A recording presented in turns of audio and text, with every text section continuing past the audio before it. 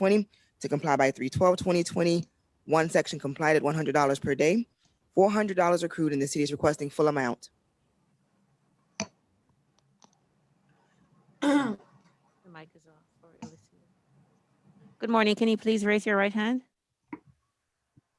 Alicia? This is Srini Mutiala filling in for Alicia. What is your name? First name Srini, S-R-I-N-I. Last name Mutiala, M-U-T-Y-A-L-A. Do you have a power of attorney? Do you have a power of attorney? I'm the new owner.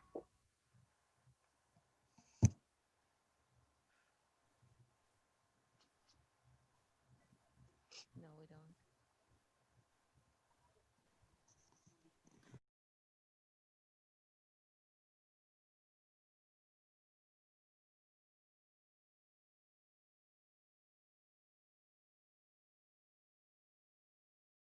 As this is a hearing to impose fines. Okay, so I'm sorry, what do you need me to do? Just We need you to submit your identification so that we can identify that you are indeed able to speak on behalf of this property. We're going to need you to log out for a moment. Okay. Go to the city's website and submit your identification. Okay, I'll do that right now. Thank you.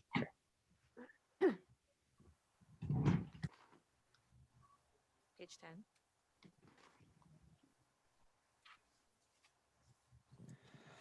So we are recalling the case on page 10 with Inspector Michael Jordan. Case number CE 2007-1097, case address 235 Almonds Avenue. Owner Eileen Richmond Livable Trust, Lorraine Vreeland Revocable Living Trust ETA. Property was cited on 7/26/2020 for immediate compliance. One section complied at $15,000, and this is a administrative hearing for appeal. Anthony, please raise your right hand. Do you swear and affirm to speak the truth at today's hearing? I do. Thank you.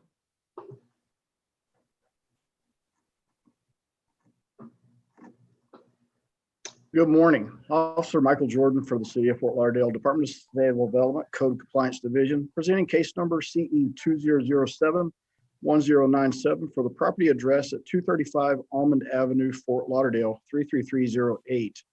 This establishment is known as Hunter's Beach Bar. On July 26th, while on routine patrol in the area of Hunter's Beach Bar, I noticed a large crowd going in and out of the establishment. This was in violation of Broward County Emergency Orders 20-12, 20-13. After inspection, citation number 0722 was issued for a violation of section 18-1 of the city code, violating Broward County Emergency Order 20-12, 20-13, operating a standalone bar in violation of the COVID-19 orders. The establishment was ordered closed within 1 hour and issued a fine of $15,000. The establishment closed as ordered, bringing them into compliance. Previous citations were written on May 6, 2020 for $250, on June 4, 2020 for $500 by other inspectors. The city's requested a declaration that the violation existed and the imposition of the civil penalty in the amount of $15,000. Photographs were taken at time of inspection and are presented as evidence of the case.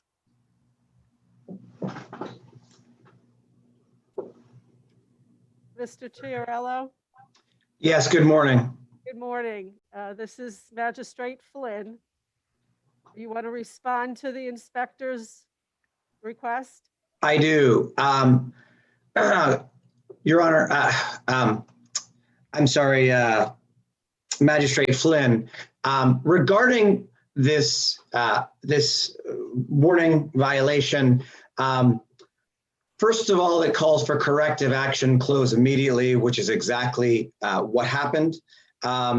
Now, the statement states on this warning, serving alcohol in open containers and sealed containers for carryout without proper license in violation of these emergency orders.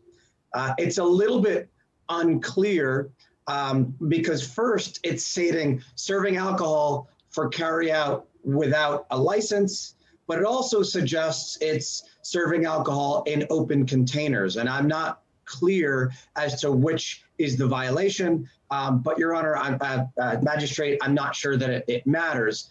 First, selling for carryout is allowed as per Florida Executive Order, and that is Executive Order 20-71, which I submitted as Exhibit F. Now, specifically, that order from the governor states, and I'm going to just read this brief portion for the record.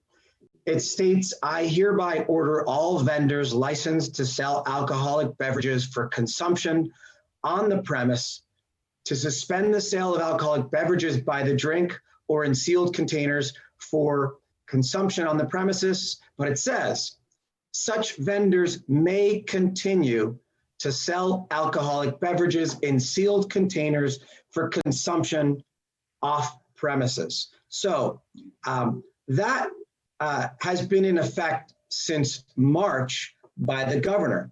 So what we're stating, Your Honor, is Hunter's Bar was in compliance with that order and merely serving alcohol in sealed containers for off-premises consumption. Now, if you look at the photographs, which I've also submitted, and they are continuing to flash on the screen, I think they're very clear, Your Magistrate, what they show. If you look closely, I submitted it as, I believe, Exhibit G.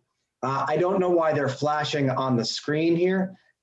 If there was a way I could sort of pause that, I'd be happy to do so. But as they pop up, what you'll see is, okay, this photograph, well, Your Honor, is there a way to stop these and scroll through these photos? I have photos in front of me, sir.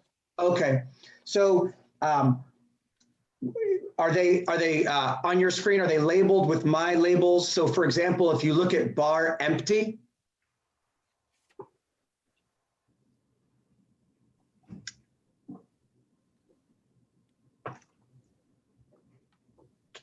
can you see that?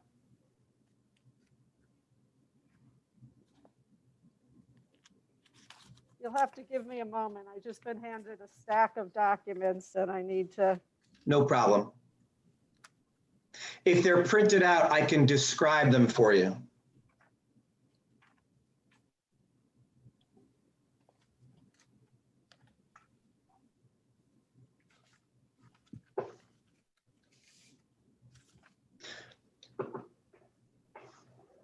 The gist of the photos is that there is no one on the premises consuming alcohol and all containers are sealed.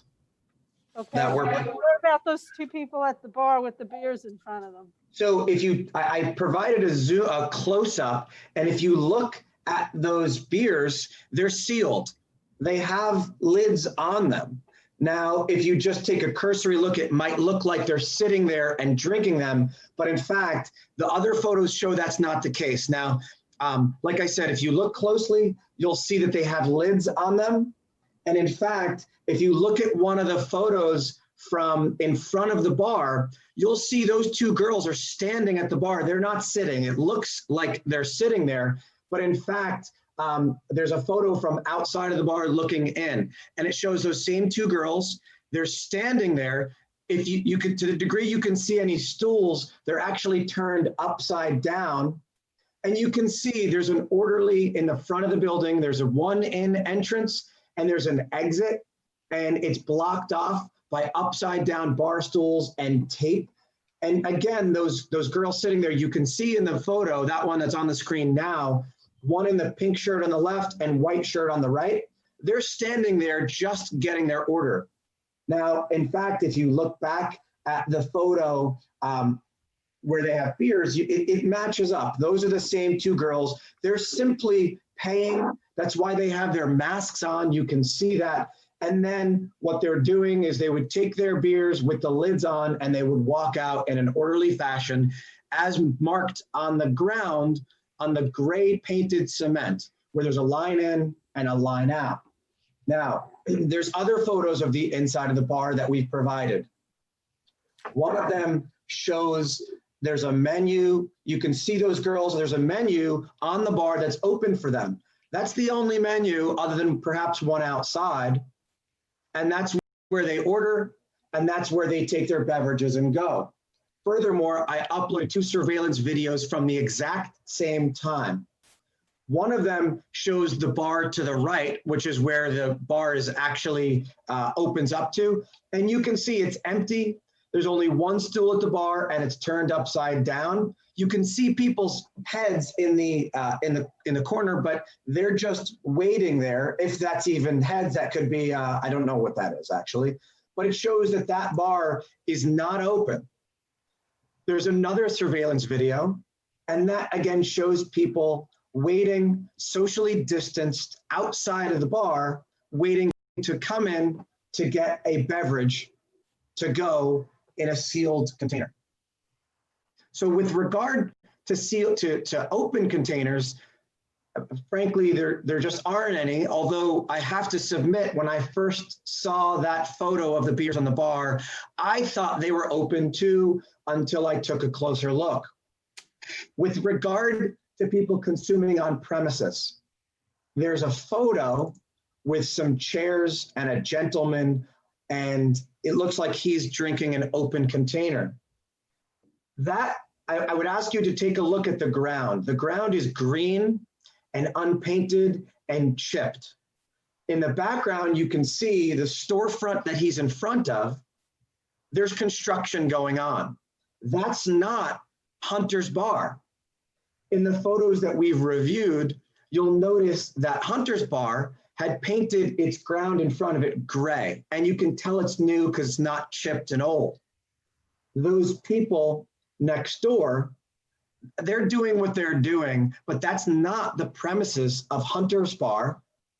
Those chairs are not Hunter's chairs. In fact, Hunter's only has bar stools, and as you can see from the photos in front of Hunter's, they've all been turned upside down.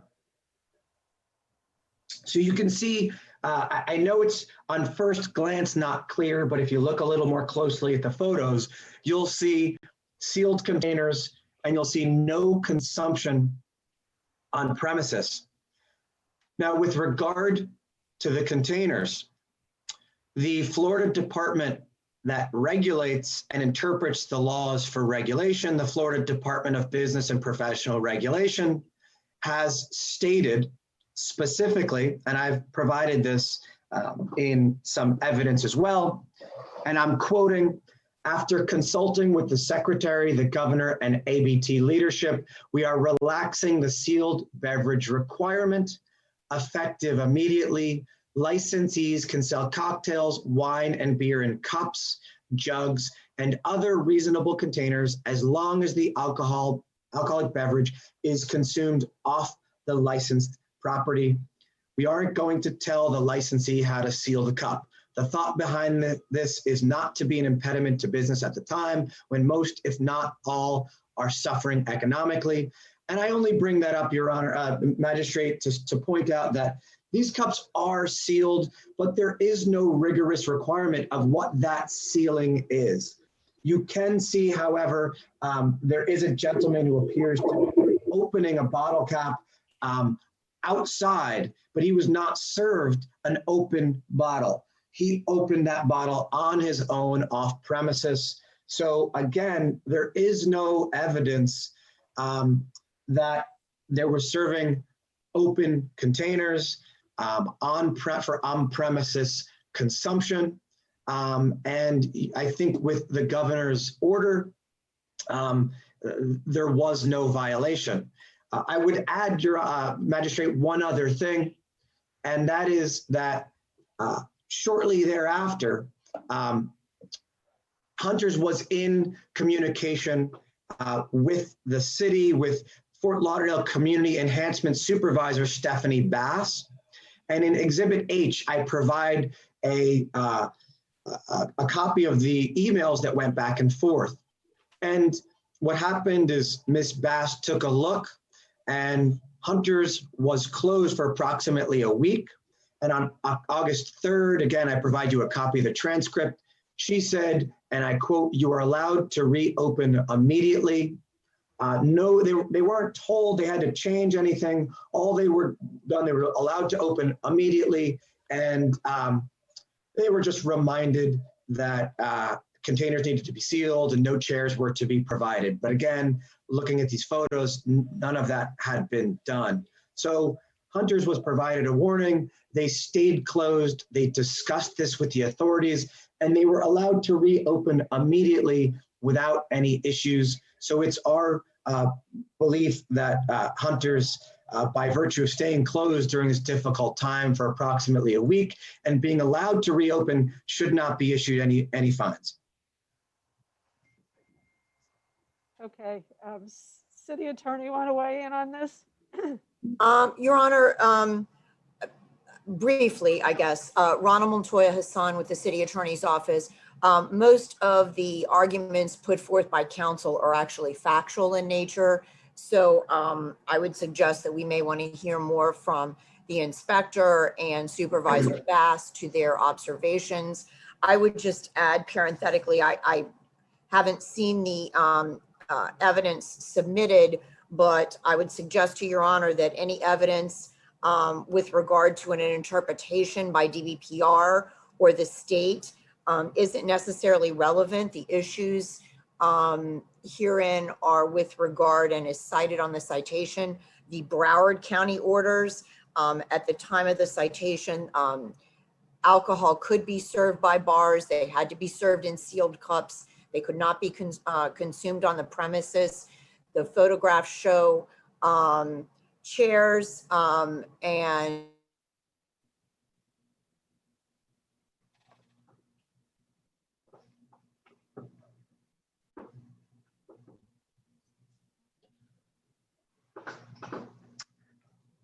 Your Honor, has she frozen up for everybody? There seems, all right, let me hear from the inspector. There seems to be some confusion or contradiction in the photographs where we see these fold-up chairs in one photograph with the same gentleman, and then we see a photograph of bar stools laid over on the ground. It looks like there is no seating there. Can you explain that? Yes, ma'am. At the time of my arrival, before I entered the bar, I did speak with the gentleman in the orange shirt because he was outside. He had opened his beverage and actually taken a drink of the beverage in the area where he opened it. I asked him were the chairs being provided by the bar, and he commented yes, they were. So apparently what the owners of the establishment were doing were providing folding chairs to patrons so that they could go on the sidewalk to consume their beverage. In reference to the ladies at the bar, there were no lids on these beverages, Miss Magistrate. One of the ladies actually took a sip of the drink of the beer before paying their bill and exiting the building. Then they went over into the folding chairs, sat down as the picture suggests, and were consuming there. The chairs were provided by the bar. The cups in the chairs are the same cups that the ladies had. The initial charge was operating a standalone bar in violation of the Broward County orders 20-12, 20-13, which the evidence supports, and the charge should stand. Your Honor, may I comment briefly? Sure. First, my understanding is that these photos were actually provided to us by the authorities. I don't know if this was from the city inspector. So for one, to say that the beers didn't have lids on them when the photos were provided by the same authority that's now challenging that, I would question the reliability of that. And with regard to the chairs, again, I would say that I understand this is a magistrate hearing, but that's certainly hearsay. We don't have those people here to state it, but those chairs are not in any way bar chairs, and that's not on the property of this facility. To that degree, we can request that the bar be more vigilant in making sure that, I guess, that the neighbors don't drink there, but they don't have any authority over that area. I'm not sure what they would be able to do. So to fine them over property that's not theirs, I don't know what power they would have to enforce that. And based on the evidence that's in front of us, those containers were certainly sealed, and those photos provided to us by the city. So let me ask you a question. That store that appears to be where the chairs are, that showing some clothes, is that right next door to the bar? It is. There's one photo in there too, where this photo on screen now, you can see that blue line on the wall kind of demarcates where it changes from one to the other, one storefront to the other. And you could also notice on the ground where Hunter's, it's painted gray and it's somewhat freshly painted. The other is sitting in, I don't know, some kind of state of disrepair. It's a closed storefront. But again, that's not Hunter's Bar. They have no authority. This photo that's up right now, you can see where it's clearly marked off, and that's not Hunter's property. Your Honor, this is Supervisor Bass for the City of Fort Lauderdale. I've already been sworn in as well. I would like to speak in reference to the chairs being provided outside.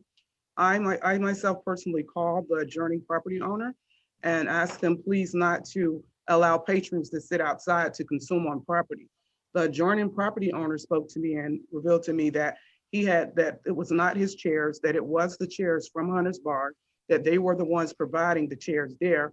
They also stated that they had previously spoke to the owners at Hunter's Bar and asked them please not to have their patrons put the chairs onto their adjacent property. So the adjoining property did state to me on the phone as well that these chairs were from Hunter's property, from Hunter's Bar. Okay. All right. Anybody else want to say anything? I would like to comment on that briefly. Sure.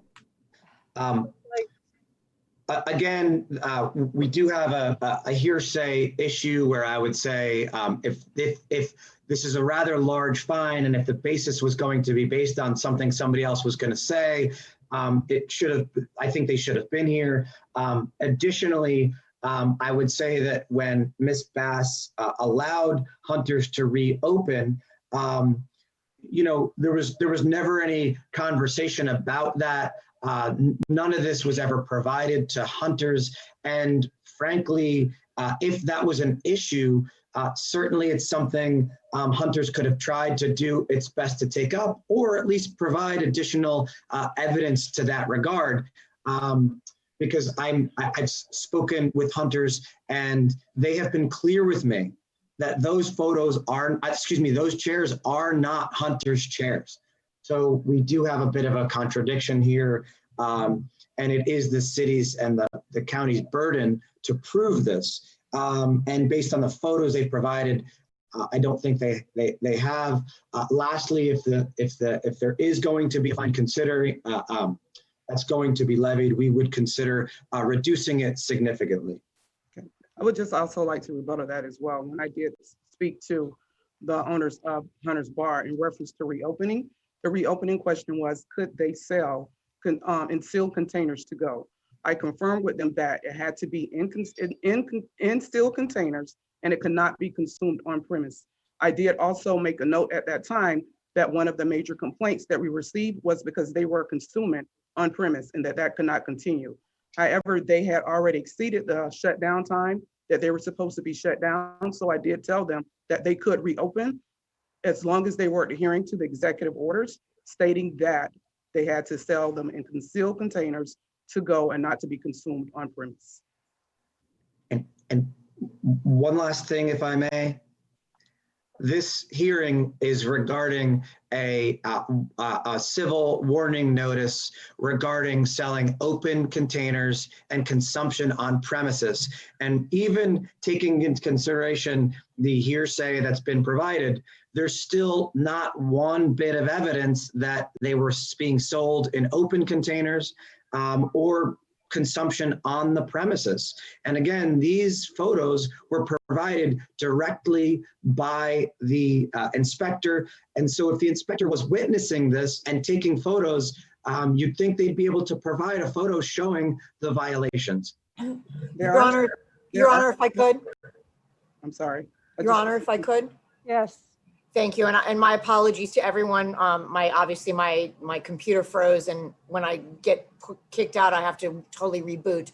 To council's point, because he mentioned hearsay a few times, as your honor is well aware, hearsay is readily admissible in Chapter 162 proceedings and is proper to submit evidence in that regard. Secondly, I would just say I would dispute counsel's characterization that there has been no evidence presented. As you've heard from an inspector through direct testimony and from a supervisor through direct testimony of the knowledge of the conditions at Hunter's Bar. Thank you. Okay. All right. I disagree that there's been no evidence. I'm looking at these beers. At least one of them looks like it's open.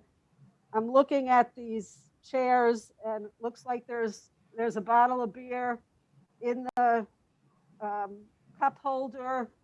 This gentleman that bought his bottle of beer and opened it outside seems to be standing around with an open bottle there. So in my opinion, there's been enough factual evidence. And the clothing store next door, I just don't know why that they would want to set out chairs to have people gathering to drink beer.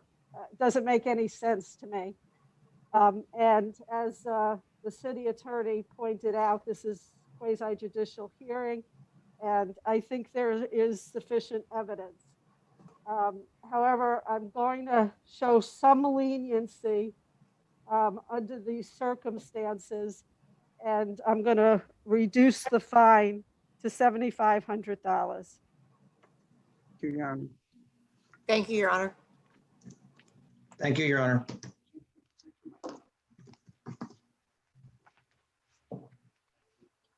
We're recalling the case on page 13. Inspector James Fetter.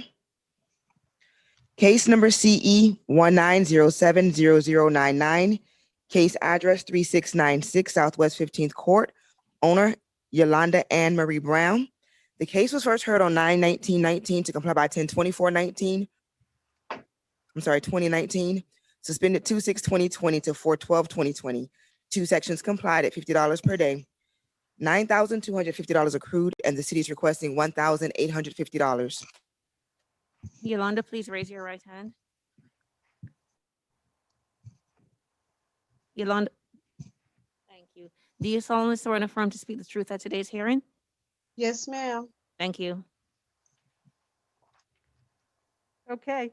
Yolanda, the city has, you have a fine against the property of $9,250. The city has kindly reduced that fine to $1,850. Are you in agreement with that reduction? The last meeting I had with you, it was 5,000 and something, and it was dropped at that moment. The fines were dropped. I think it was $50 a day, and it was dropped at that moment. So I didn't know there was more money going on to it, because they told me that was Mr. Fetter and Your Honor told me that they will drop the fines as of that day. So it would be just the 5,000 and something until I comply. And that's when everything, the COVID comes in. So I didn't know it went up to 9,000 and something. It should have been dropped that day at court. Okay, anyone from the city have any knowledge of what she's saying? Magistrate, I believe she's thinking of the suspension that was given when we stopped the fines during the suspension period. Okay. I believe that's what she's speaking of. Okay. Yes. Okay.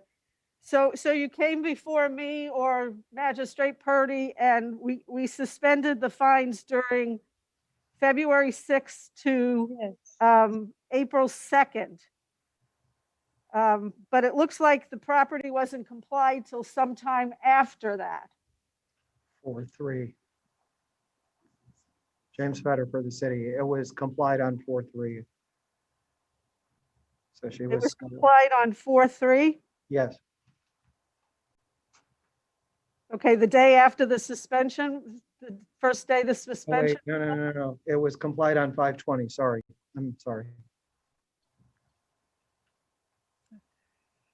So there was an additional $50 a day after. But I wasn't aware of all this. And as Mr. Feder know, I complied. It was just a small portion that wasn't complied. But I don't know. I don't know. What was that small portion that wasn't complied? It's just a little piece of the grass because the island was done. It's just in the yard, there was a small portion that needed to be grassed because this property so far I've used up about 6 pallets of grass. So I have maybe like a little piece left to grass, just a little portion. It got a lot of weed in it, but I haven't grassed it. Okay. I'm going to reduce the fine to $200. Thank you so much, Your Honor. You're welcome. Thank you. Thank you very much. You're welcome.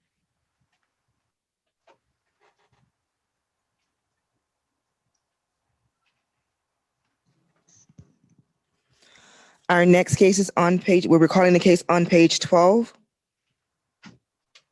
with Inspector Vaughn Malakias. Case number CE 18051895, case address 5136 Northeast 26th Avenue, owner Neon Investments LLC. Case first heard 1/16/2020 to comply by 3/12/2020. One section complied at $100 per day.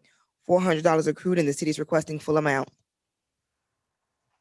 Your Honor, if I could, Ronald Montoya Hassan with the City Attorney's Office. I know when it was originally called, the individual that showed up on our Zoom said he was the new owner. Since he had to go out and register, I went and looked on BCPA, and as of today, the same owner still owns the property, Neon Investments. Okay. All right. So, and is he back on? Mutiala Sirinavinas, and Alicio Melcon. Those are the two individuals that were signed up to speak for this case. Here from my screen that they're here now. And if there's nobody for the property, has anybody for the property owner signed in that actually owns the property? I'm sorry?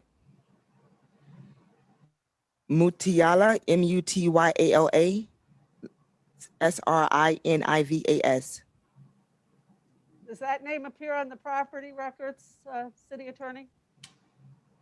Your Honor, it's Neon Investments LLC as listed on our agenda. I haven't Right. looked in Sunbiz yet, but I know the gentleman indicated he was the new owner. Yes, And I'm here. are you Neon Investments LLC?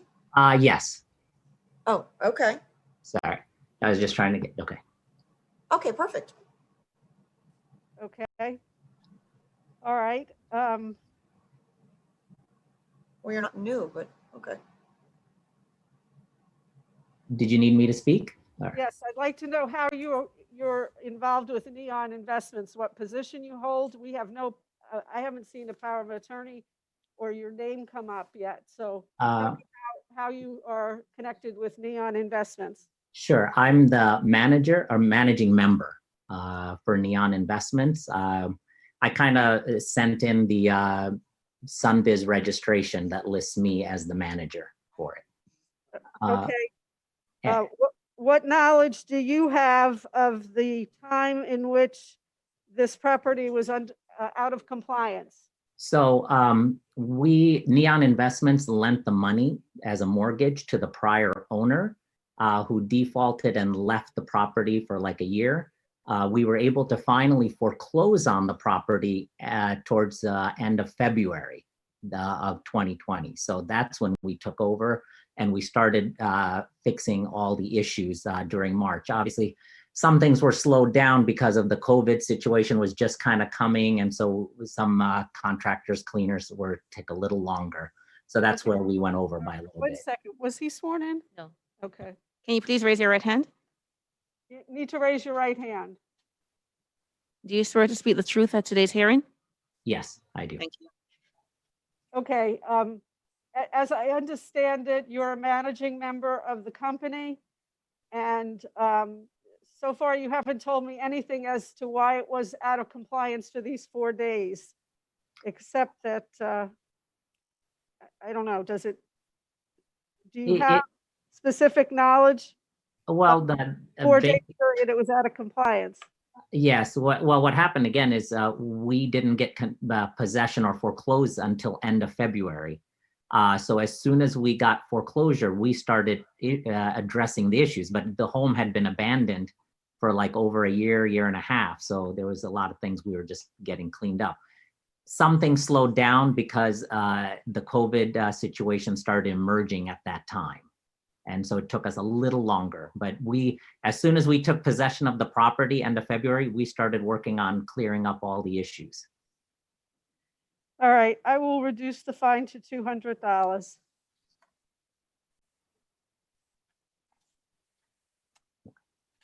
Next case. Thank you, Your Honor. Our next case is on page 26. Inspector Mike Sanguinetti, case number CE 19120383, case address 1217 Southwest 17th Street, owner Ronald Moorhead, case first heard 8/13/2020 to comply by 9/24/2020. One section not complied at $50 per day. Fines are due to start on 9/25/2020, and this was in order to reappear.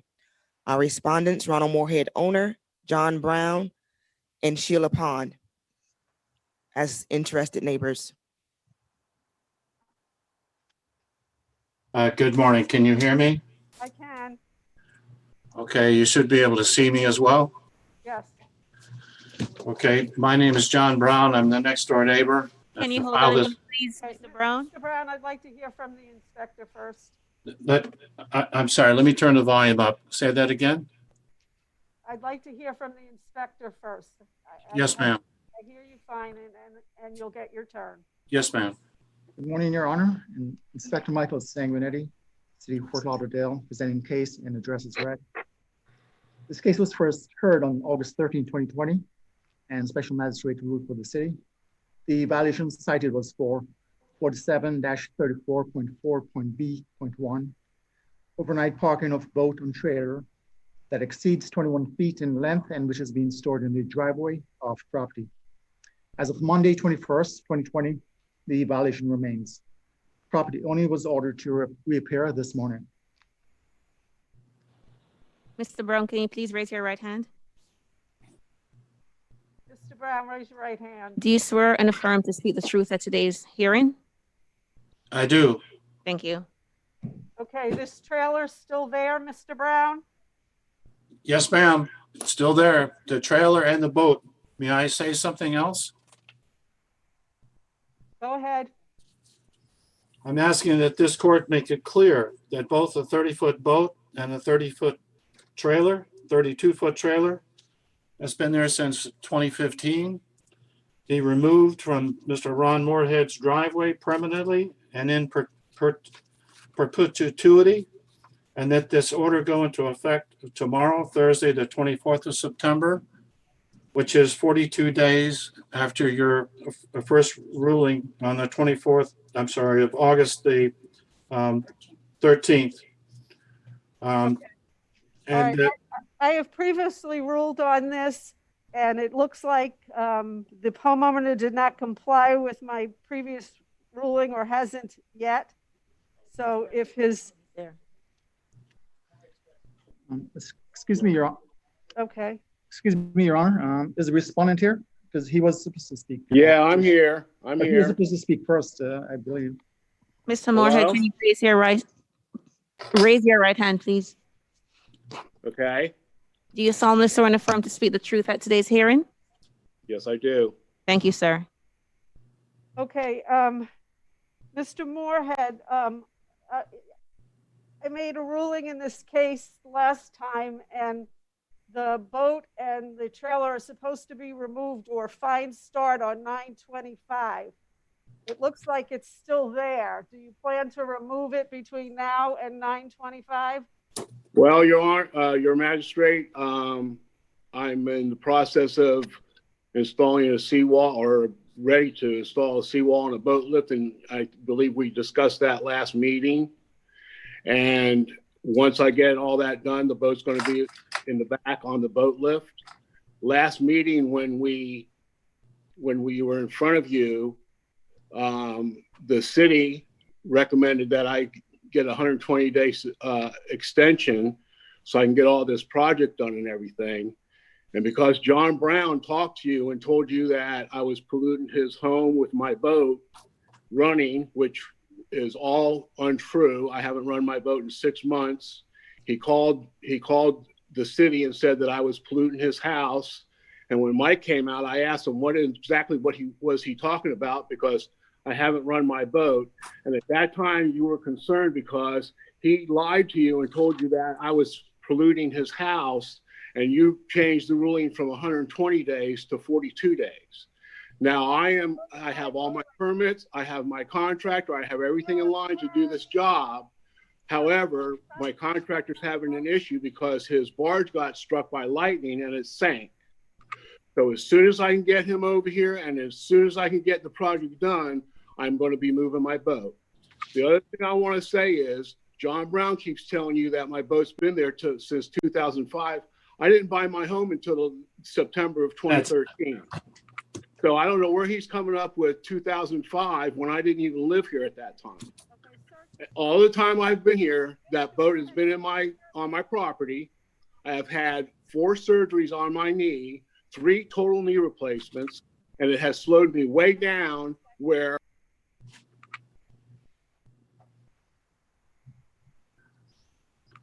They muted him. See.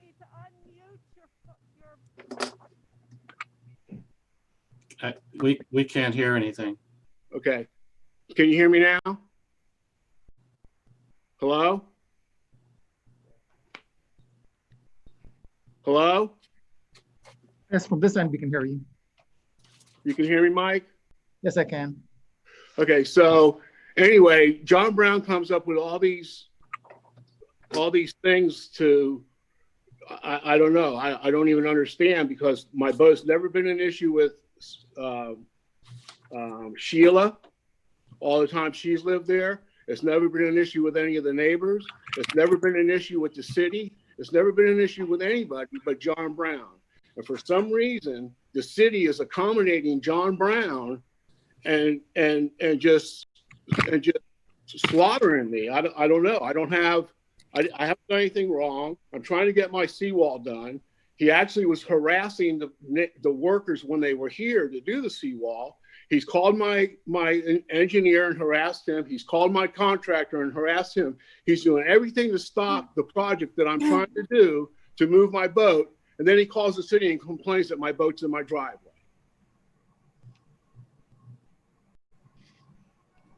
I mean, I need a little bit more extension, your magistrate, to get all this done. I don't know what to do about it.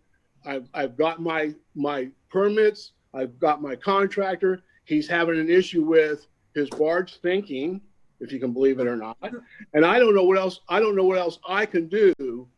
I mean, this is my home. It's my boat. I'm not doing anything to hurt anybody. And John Brown keeps pounding me and pounding me and pounding me. Mike, can you hear us in chambers? They muted him. I know. Mike? Hello? Can you hear me? I can hear you, John Brown, but I can't hear anybody else. Okay, well, at this point. I can hear you too, and I can hear the inspector. Katrina, Okay. we can't hear you. Okay, Or at the this magistrate. point. Okay, at this point, I've lost the video. I don't know why, but I don't know that much about this stuff. I'm not. But anyway, for some reason, the neighbor wants to tell you things that are not true. He's telling you that I have a 10-passenger van that's been in my driveway. It's not. I mean, he does all these things with no merit whatsoever, no truth to it whatsoever, just to hurt me. And for some reason, I understand the magistrate saying, hey, look, I don't want the guy polluting your house and change the time that I had to get this job done. However, when Mike came out to my house and said he was complaining about me polluting his house, I asked Mike, I said, what's he talking about? Is he talking about my van or my car? He said, no, he's talking about your boat. I said, Mike, I haven't run my boat in 6 months. So he has called numerous times. As a matter of fact, as of, I think, April, the number is about 136 times he's called to complain about everything I do. And I guess he complained so many times about the boat, and they told him that, you know, the man's allowed to run his boat, that he came up with this thing about me polluting his house. The guy is I don't know. Your Honor, if I could, Your Honor, I don't know if we can hear you. Again, Ronald Montoya Hassan with the City Attorney's Office. We've already heard this violation. It's already been found to be a violation. I understand the homeowner's predicament in terms of his seawall. A seawall can certainly take a very long time to construct, but in the interim, the violation continues to exist. So my suggestion would be that the homeowner needs to find an alternate location for said boat until his seawall and lift are in place, and that we impose the fine going forward. And then once he comes into compliance, we can revisit those issues once he comes into compliance. Even though the city recommended 120 days at the time of the first hearing, and it was changed because my neighbor lied about my boat polluting his house, even though the city recommended more time. Mr. Moorhead? Yes. Hi, the special magistrate would like to speak first. Okay, Mr. Moorhead, I'm sorry, but we have had some technical difficulties on my end, and even though I could hear you, you apparently could not hear me, and I was trying to get your attention, and it just wasn't working out. So I'm sorry. that's okay. I've heard everything you say, and you know, it is true that the city recommended a little more time for you the last time, but the problem is that seawalls can take months to build, and the property's in violation now. So you're going to have to find another place to put the boat. Now, I could give you a little bit more time to do that. No. Can you get, excuse me, can you give, you need to not speak while I'm speaking. Yes, ma'am. Can you give me the 120 days that Mike and them suggested to begin with? And No. I think I'll have the project done by then, because I know my contractor's on the way very soon. Okay. Anything else from the city? I'd recommend that. So I'd leave this up to your discretion, Your Honor. Say that again. I'd leave any extension to your discretion. I didn't hear. But Mike, don't you think I should get the 120 days to get the job done? I mean, that's what you reckon. As I said, I'll leave the extension to the discretion of the magistrate. All right. Okay, I'm going to give you a 35-day extension. No. You've already had some additional time, and you're going to just have to find another place for the boat if it's not done during that time. Okay, next hearing. Your magistrate, may I say something? Mr. Brown, I heard you in full, and I'm sorry, but right now I have made my ruling. This is not fair. He's had He hasn't had 200 days. No, I'm sorry, he hasn't. Okay. Our next case is on page 11. Inspector Gustavo Caracas, I'm sorry, Inspector Stephanie Bass, Supervisor Bass. Case number CE 190900745. Case address 1128 Northeast 2nd Avenue. Owner Insta Home Buyers LLC. Case first heard 12/9/19 to comply by 1/23/2020. Suspended 3/6/2020 to 7/15/2020. 3 sections complied at $50 per day, $7,800 accrued. This is a request to vacate the order of 9/9/2020 and to rehear the case. Mr. Lander, please raise your right hand. Oh, Here. do you solemnly swear and affirm to speak the truth at today's hearing? Yes, I swear. Thank you. Thanks. Sorry, Katrina, you said that this case is for what property address? 1128 Northeast 2nd Avenue. Okay, could you hold one moment because that case is actually Senior Inspector Holloway, not my case. Okay. Can we Sorry, recall? thank you.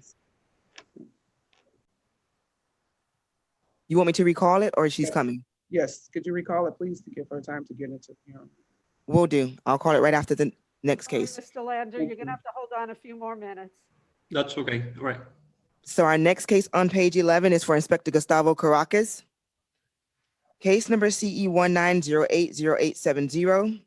Case address 1073 Iroquois Avenue. Owner Duman Davalian and Mazard Yama. Case first heard 12/5/19 to comply by 2/6/2020. Suspended 3/16/2020 to 7/15/2020. 1 section complied at $25 per day, $750 accrued, and the city is requesting full amount.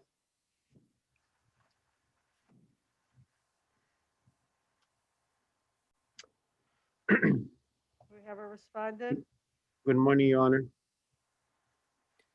Mr. Devalon, you would need to start your video and unmute yourself.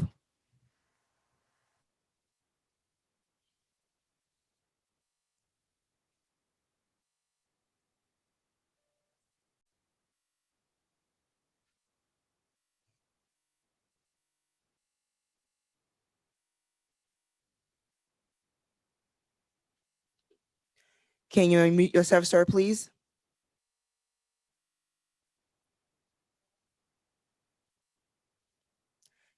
Hello, we do see you. You have to unmute your microphone so that you're able to speak.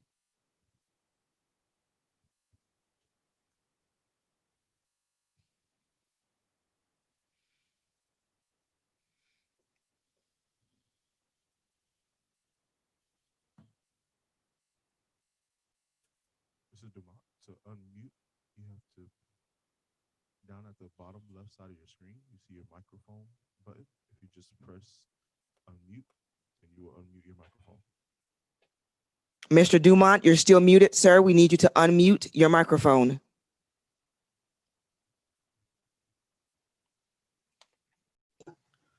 Yes, I do. Okay, thank you. Can you please raise your right hand? Yeah. Do you solemnly swear and affirm to speak the truth at today's hearing? Yes, I do. Thank you, sir. Oh, il n'y a pas de coffre. Mais là, pas de coffre, là, on peut ça.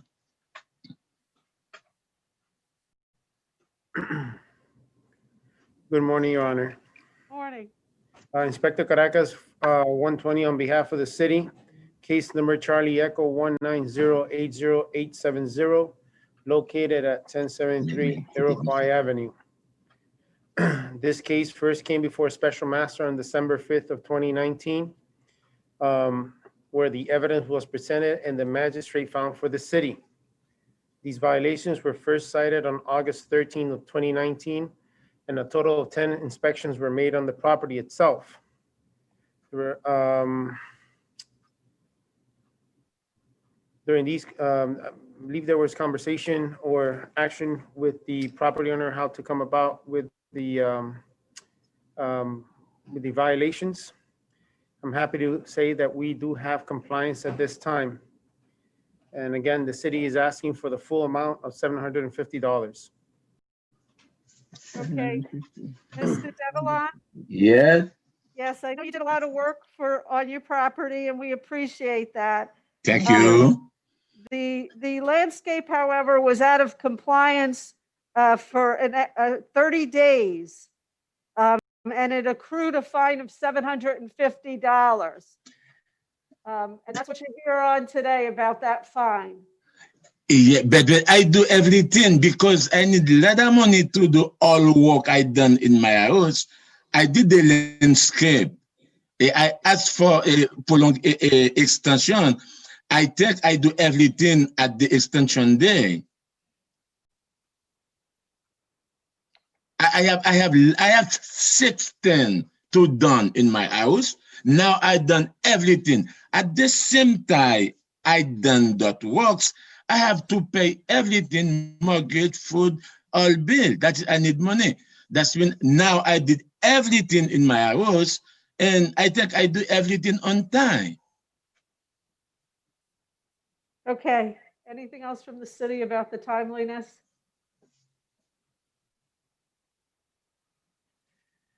Say that again, Your Honor.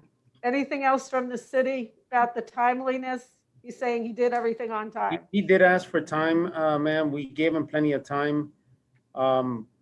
We have no saying. We stand with the full amount, ma'am. Okay, I'm gonna in light of the fact that he was diligent and I believe he tried his best, I'm gonna reduce the fine to $250. 150? 250. Your Honor.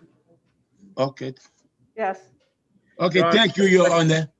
Just to let you know, Your Honor, we are inclined to the full amount, as we said, but just to let you know, the administrative costs have been incurred in the city of the total of $672, ma'am. Just administrative costs. That, Inspector. All right, well, I made my ruling. We're gonna move on. Thank you, Your Honor. Yeah. That's mean I have to pay $250. Yes, yes. Thank you so much. I can pay that. Send a check over or go in person to pay. You will receive an order in the mail, sir. Thank you. Okay, thank you so much. Bye-bye. Our next case is on page 13, Inspector Deangelis Gibson. Case number CE 19011-733, case address 401 North Birch Road, number 511, owner DD Investments Gale LLC. Case first heard 8/15/19 to comply by 9/26/19, suspended 11/7/19 to 1/9/2020. One section complied at $250 per day, $9,250 accrued, and the city is requesting full amount. Yes, good morning. My name is Paul Gordon. Please raise your right hand, sir. Mr. Gordon, please raise your right hand. Do you solemnly swear and affirm to speak the truth at today's hearing? Can you hear me? Yes, we can. Do you solemnly swear and affirm to speak the truth at today's hearing? Yes. Thank you so much. Go ahead, Gibson. Good morning, Your Honor. Inspector Gibson, on behalf of the city, on case number CE 19011-733, located at address 401 Birch Road, number 511. The case first came before the special magistrate on November 17th, and the special magistrate granted a 63-day extension. The case then came again before the special magistrate on February 20th, where evidence was presented and the magistrate found for the city and imposed a fine of $9,250. The case is now in compliance. It is the position of the city that the fines be imposed as read, but if inclined by the special magistrate, the total cost for the city is $672. Mr. Gordon, Yes. why was your property out of compliance for so long? Why did it take so long to get this finished? Okay. At the time I think it was in February or in January, it was already in compliance. We finished and fulfilled everything what was required on January 6th. And also at that day, I think it was the final inspection. And for I don't know which reason, this was internally not communicated, and that happened.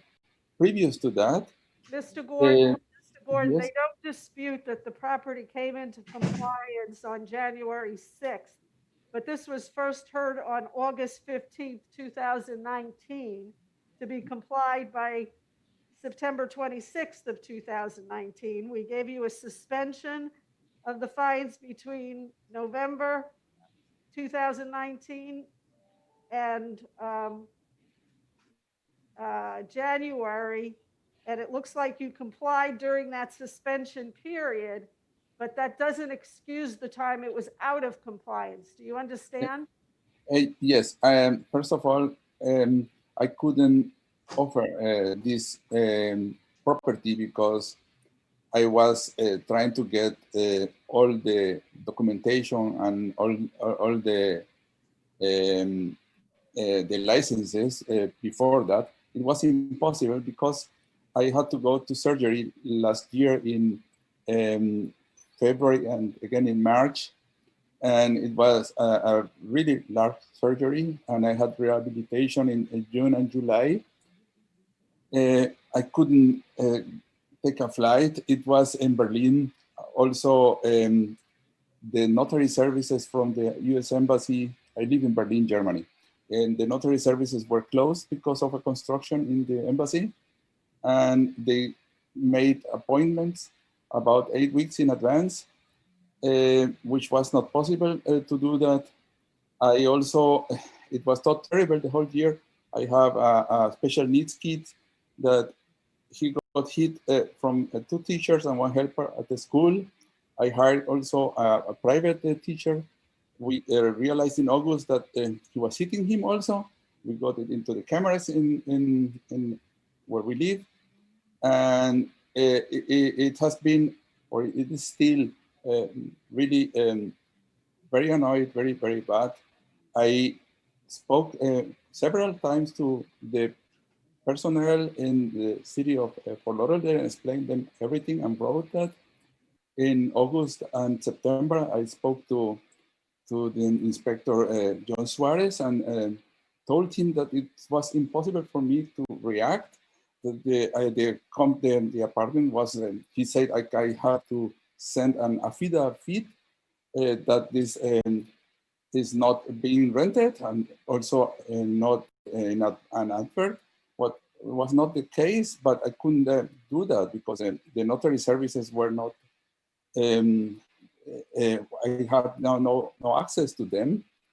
And I told him I can plan a trip to fly in November.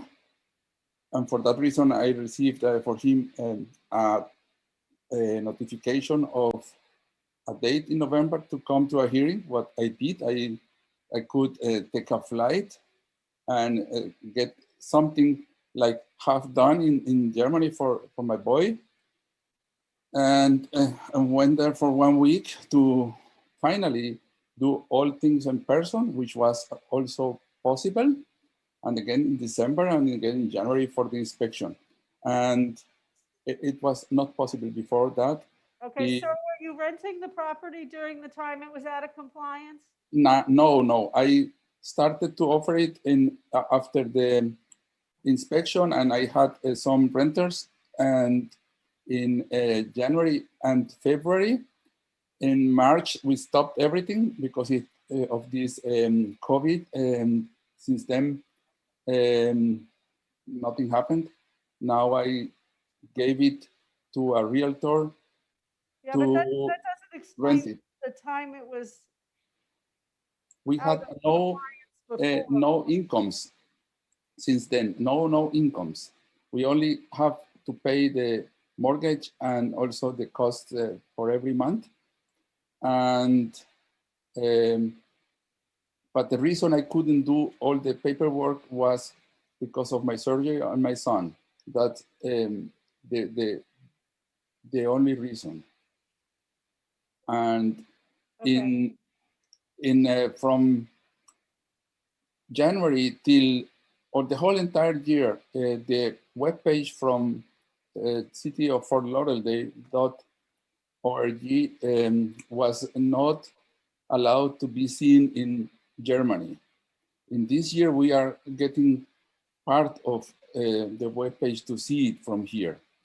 For that reason, in person, everything worked. The personnel from the city. They were very helpful, and I could do everything. It was not so difficult in person, but before that, impossible. And then that's it. And when I received the invitation to come in, I think it was in February, was impossible. Impossible because we are here in Germany having it very difficult with our son and the way the people treat him. Even today, I had to speak to the rector of the school, and he said, I have to pick him up and bring him home. They don't want to have him at school. And I had to take him to another place to be able to assist this hearing.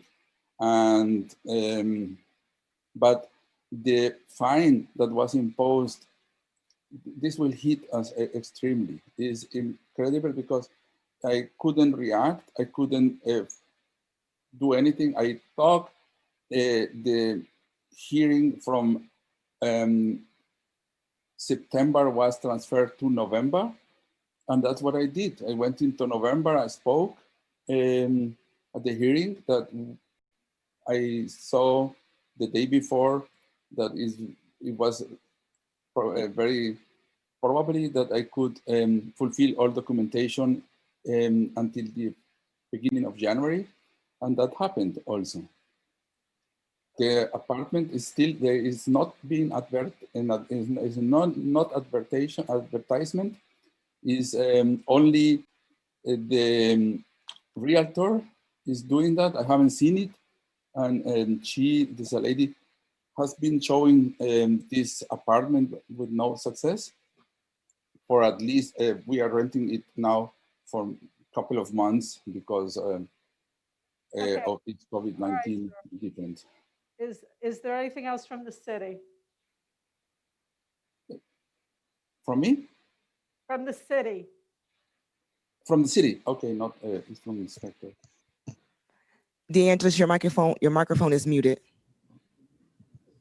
Your Honor, I have to, reading the files, I did see where he contacted the Officer Suarez a couple of times stating that he had been sick.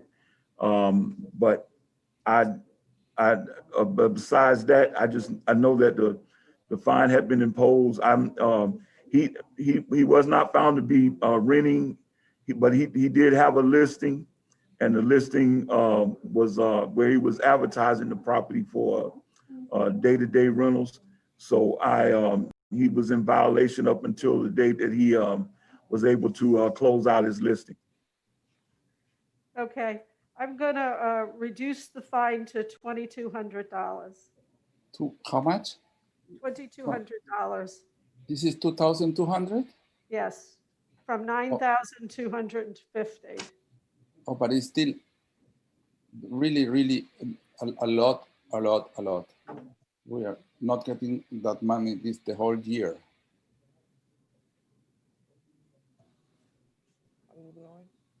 I can't hear him anymore. Are you able to reduce it still?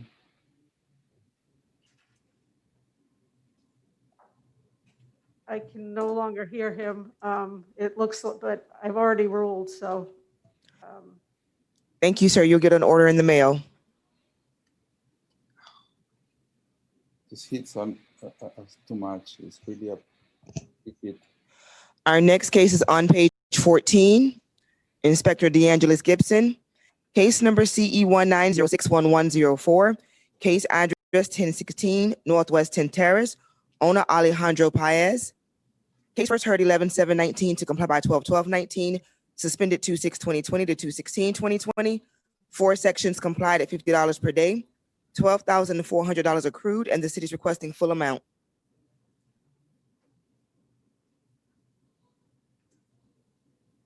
Hello, can you hear me? From Mr. Alejandro and Mauricio Paez, please unmute yourselves and start your videos. Thank you. Can you hear me?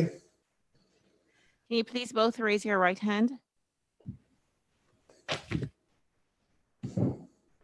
Do you solemnly swear and affirm to speak the truth at today's hearing? Yes, I do. Thank you so much.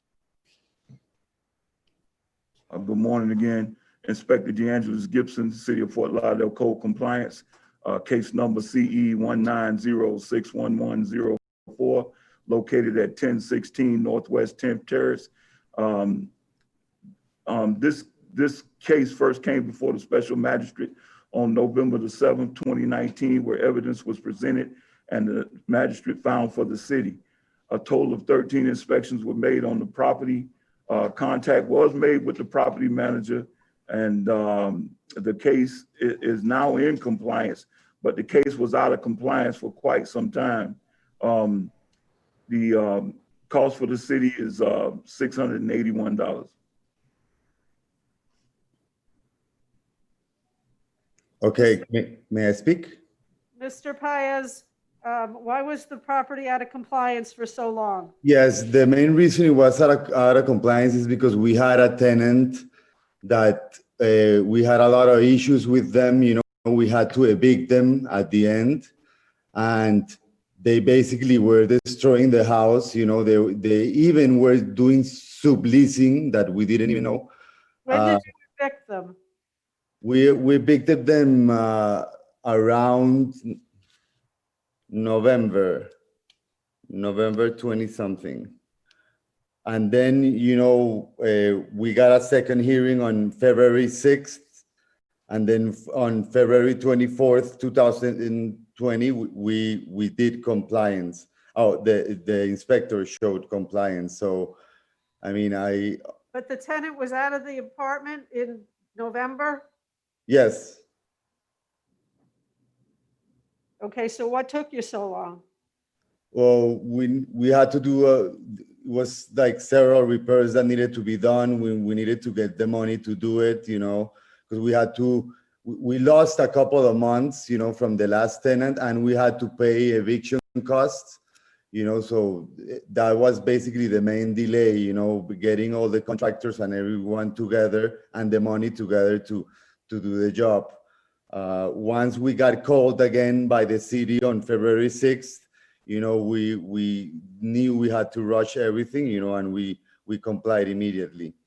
So I mean, we would definitely would love for you if you could reduce the you know, the fine. Okay, anything else from the city? No, ma'am. I just wanted to say, I just did a pre-hearing inspection on the property, and the property is just, the property is just not being kept well. And I'm as much as I understand what Mr. Paez is saying, I mean, this is this is your property, and you've got to maintain the property in order to keep it up within the city, within the ordinance of the city. Yeah, I don't know when was the last time you saw it, Inspector, but you know, we have a new tenant. He's a good tenant, and we got another notice from the city for the front yard. You know, so we already put all the new grass. You know, and that's something that if you pass by the property today, the house is gonna look nice from the outside because we had already fixed everything in the inside. So I mean, if you wanna go ahead and pass by today, you definitely gonna see that the house is, you know, it's one of the nicest in the neighborhood right now, you know, because but yeah. Okay, anything else? No, Your Honor. All right, I'm going to reduce the fine to $4,500. What was the original? The original was $12,600. $4,500. Okay, Your Honor, I really appreciate it. Thank you very much. You're welcome. Okay.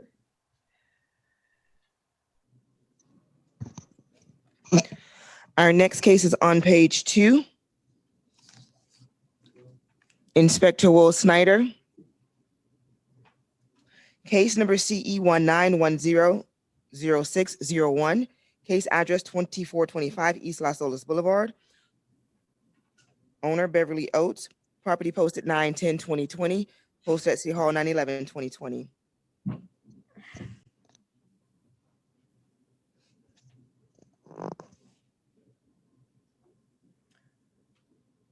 Good to go.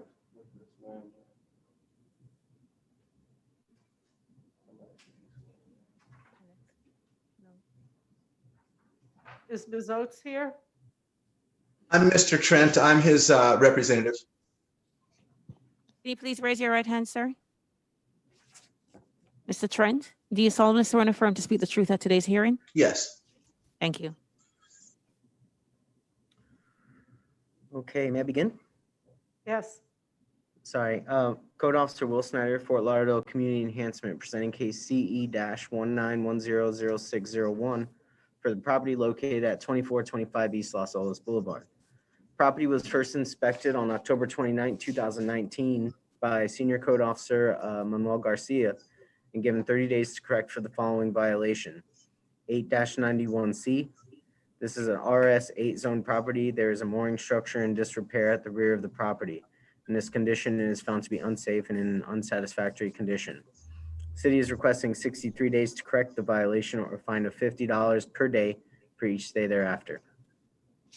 Okay, Mr. Trent, are you in agreement with the city's request for 63 days or $50 a day thereafter? Yes, that sounds reasonable to me. I mean, yes, I've spoken with the inspector and my clients have made some repairs and should have it completely up to code by the 63 days. Perfect. Thank you so much. Thank you. Bye-bye. Bye. Thank you, Your Honor. Our next case is on page 15. Inspector Will Snyder, case number CE19111242. Case address 724 Riviera Isle Drive. Owner 724 Riviera Isles Drive LLC. Case first heard 2/6/2020 to comply by 2/13/2020. 4 sections complied at $100 per day. $12,400 is accrued and the city is requesting full amount.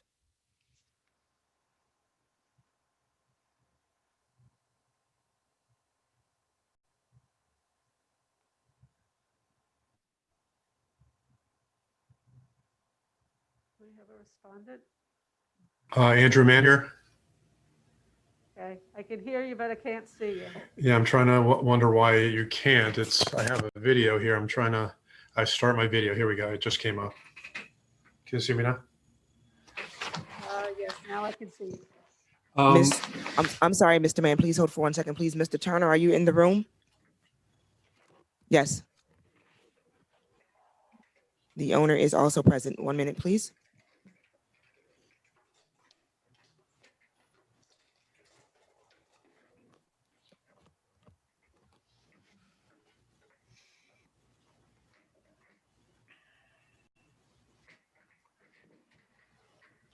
Seems that I'm here. Thank you.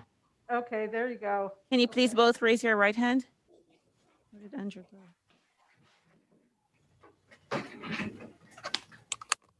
Thank you. Do you solemnly swear and affirm to speak the truth at today's hearing? I do. I do. Thank you. Okay, let me hear from the inspector. Good morning, Your Honor. Code Officer Will Snyder with City of Fort Lauderdale Community Enhancement, presenting case CE-19111242 for the property located at 724 Riviera Isle Drive. This case was first heard February 6, 2020. The magistrate ruled in favor of the city and the property owner was ordered to correct the violations at this property by February 13, 2020. At this time, all violations are in compliance. The city is requesting a reduction of fines to the administrative cost of $580.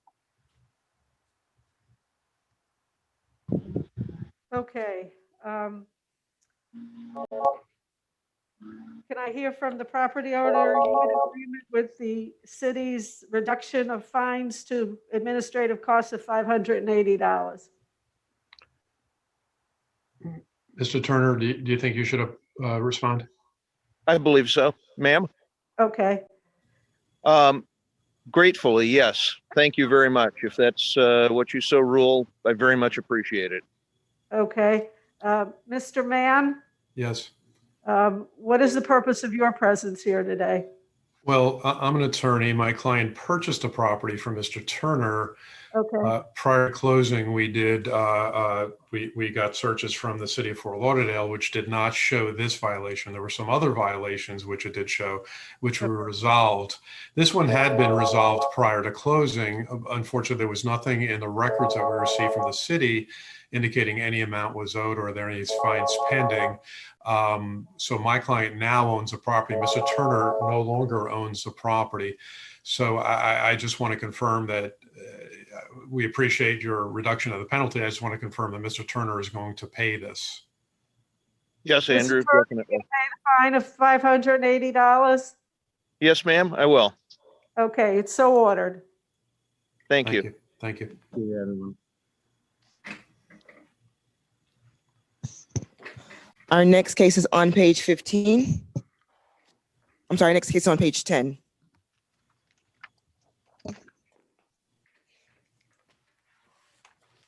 This is an administrative hearing for a citation. Inspector Will Snyder, case number CE 19110386, case address 225 South Fort Lauderdale Beach Boulevard, owner L&A Beach Holdings LLC. The property was cited on 11/8/19 to comply by 11/11/19. One section complied at $150, $10,500 accrued, and the city is requesting full amount.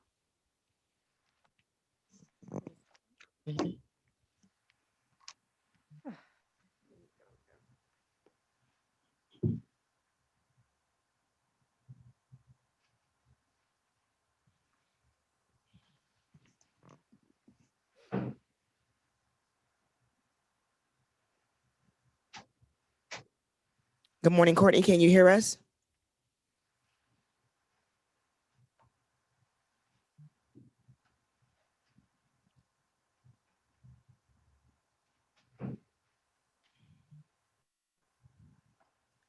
Courtney, we would need you to unmute yourself and start your video.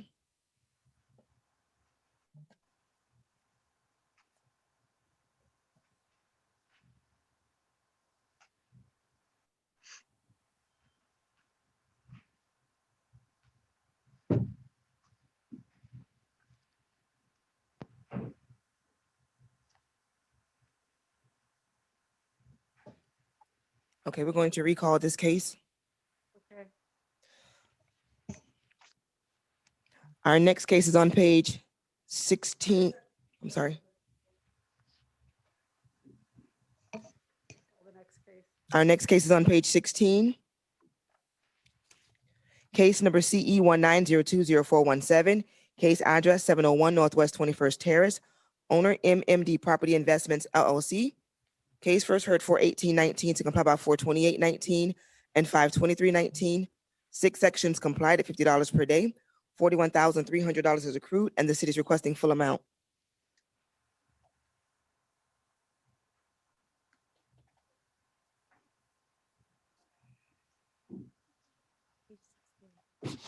Page 16.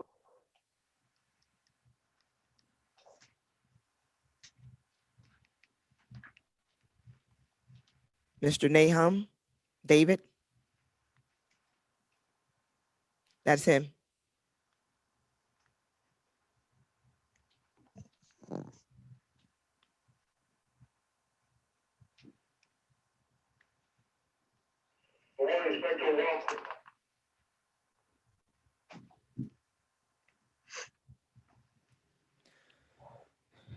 David, please unmute yourself and start your video, please, so we can swear you in. All right, that's me. Good morning, David. Please raise your right hand. David, please raise your right hand. Do you solemnly swear and affirm to speak the truth at today's hearing? Yes, I do. Thank you so much. Go ahead, Will. Thank you. Good morning. Code Officer Will Snyder, City of Fort Lauderdale Community Enhancement, presenting case CE 19020417 for the property located at 701 Northwest 21st Terrace. This case was first heard April 18, 2019. The magistrate ruled in favor of the city, and the property owner was ordered to correct the violations at this property by April 28, 2019. The property owner failed to bring all violations into compliance in that time frame. The case was next heard April 28, 2019. The magistrate ruled in favor of the city, and the property owner was ordered to correct violations at this property by 5/23/2019. The property owner failed to bring all violations into compliance. At this time, all violations are in compliance effective July 20th, 2020. The city is requesting a reduction of fines to $20,000. Wow. David, can you hear me? Yes, Okay, this is Magistrate Flynn. I can hear you, but I can't see you. Can you turn your video on? I don't know how to do that. The video is on. Okay. All right. The city has requested that the fines, which are $41,300, be reduced to $20,000. Are you in agreement with this? Absolutely not. I have an explanation. I try to explain. My English not too good, but I'm going to try to explain. I retired. I moved down here to Florida from New Jersey, and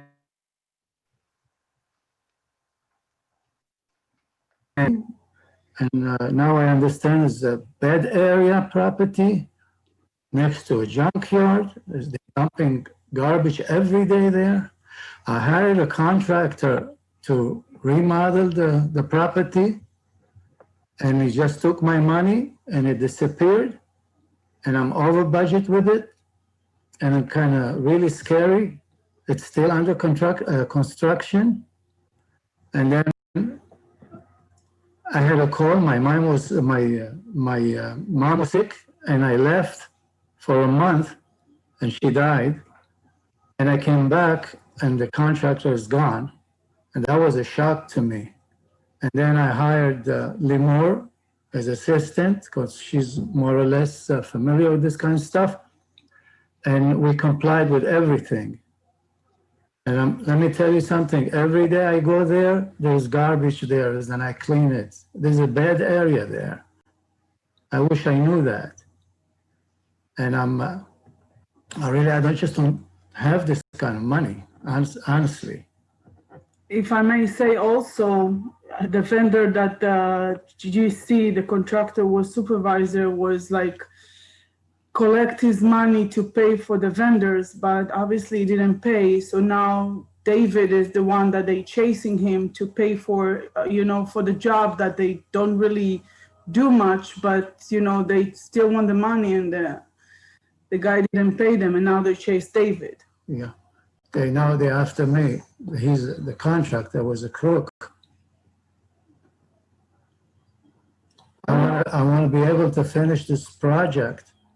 Everything moving so slow. I barely have money to finish it. Okay.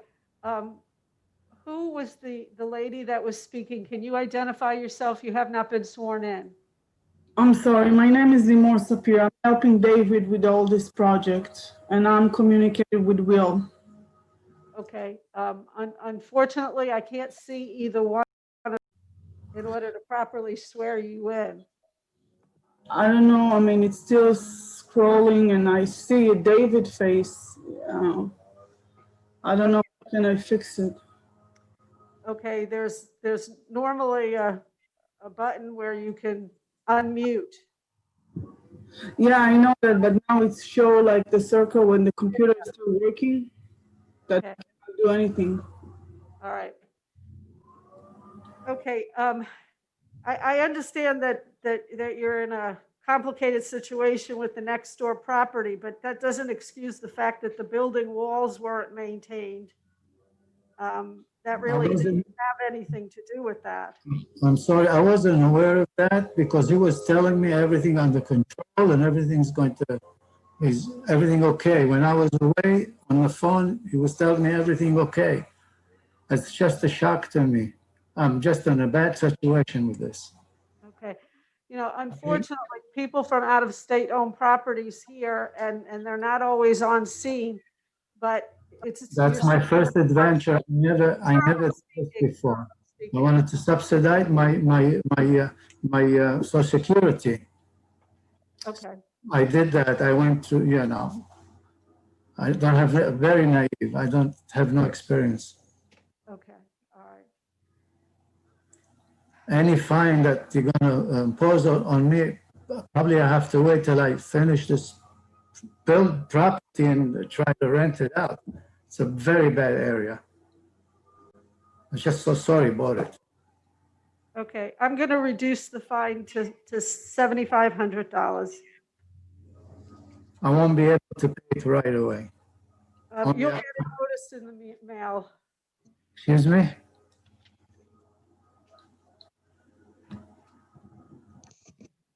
Why are we freeze? You'll Can't get hear the you. notice of the order in the mail, sir.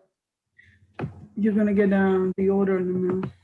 Yeah, I won't be able to pay it right away. Can we do payments after I rent it out? David, we'll give you a call at a later time, either today or tomorrow, and we'll discuss the specifics, okay? Appreciate that. Thank you. You're more than welcome. Have an amazing day. Our next case is on page 16, Inspector Will Snyder. Case number CE 19081904. Case address 405 Coral Way. Owner Carlos Vieira. Case first heard 1/16/2020 to comply by 2/13/2020. One section not complied at $50 per day. $1,700 is accrued. The city is requesting full amount and fines continue to accrue.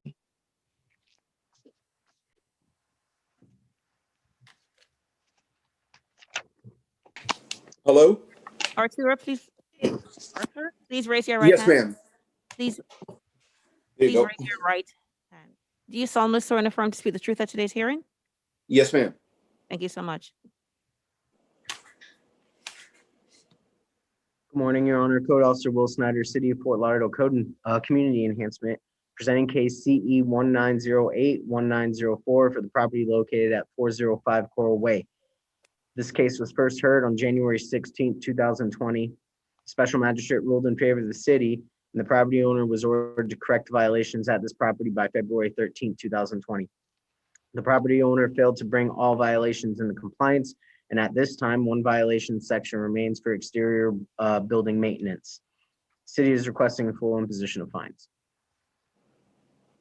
Sir, Are you talking to me? yes, Arthur? Yes, ma'am. Okay. City is requesting fines be imposed of $1,700 that continue to accrue because we still have one violation that hasn't been complied with. Right. And from what, this house is under construction. We've had a valid permit since 5/29, and it's permit number PM 19052871. As part of that, what I'm been told that the violation is that the house isn't painted. Well, our drawings call for new stucco work on the house, new windows, and my client has since decided to put a new roof, which we are now getting ready to go for a roofing permit on that. Okay, how much time do you think you need to bring the property into compliance? Well, we've been at it now for quite a while. And part of the problem is some of the materials are coming from Europe, and this COVID thing has really held us up on getting some of the exterior materials. The trim around the windows and the columns are all coming from Portugal. The roof is coming from Spain. And so the contractor, we've also had change of contractors on this property. And so I'm the architect, by the way. And so they've got the inside that's finally moving along pretty well. The windows have been installed. So it doesn't make sense to paint something that we're going to be stuccoing. Okay, And it's a full construction project. Is the stucco materials coming from Europe? No, but the stucco can't be put in until all the windows and doors are put in. Okay, all right. And okay, so at this time, how much time do you think you need? We're looking probably at 120 days before we get stucco and paint on the outside of the house. Okay. Your Honor, if I can make an amendment to the recommendation, we're unopposed to an extension of that amount of time. I would, however, like to point out that when Mr. Art here says that he acquired the permit in May 5/29. Yeah. Of 19. Right, but that permit didn't say anything about exterior changes to the building. Actually, if you look at the working drawings that were submitted, we had the NOAs for the new windows and doors attached to it.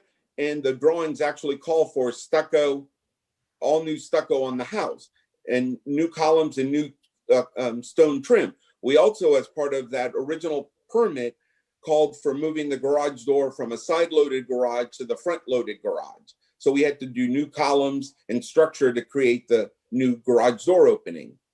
Sure, I'll take a look. I have no reason not to believe you. I'll take a look at it, but I just want to say that on the surface of that permit, because I've reviewed it several times, it says interior renovations only. I didn't realize those counted as interior renovations. Well, yeah, But I would No, those go don't. back and take a look at the plans. Yeah, We're those not don't. If the expanding permit the is, footprint. if the permit's obtained, the permit that is obtained in 2019 is for interior renovations. It would absolutely not cover any stucco or exterior work. And the architect of record should know that. Well, it's on our drawings, and that's what we submitted to the city, and the city issued a permit based on that. Okay, but then you need to either amend that permit, and again, as a design professional, you should know that if the permit obtained, the scope of work says it's an interior renovation, to do any exterior work, irrespective of what may be shown on the plans or not, is going to be work outside of the permit, which is also a separate violation of the Florida Building Code. Okay, sir. Yes, ma'am. Okay, I'm going to give you 119 days, but you're going to probably need a new permit for that. So Yes, ma'am. you get it, okay? We'll go ahead and amend the permit accordingly. All right, thank you very much. Thank you. Have a good day. Take care. Thanks, Will. Appreciate it. Welcome. Take care, sir. We are recalling the case on page 10 for Inspector Will Snyder. Case number CE 19110386. Case address 225 South Fort Lauderdale Beach Boulevard. Owner L&A Beach Holdings LLC. The property was cited on 11/8/19 to comply by 11/11/19. One section complied at $150. $10,500 accrued, and the city is requesting full amount. And this is an administrative hearing to appeal a citation.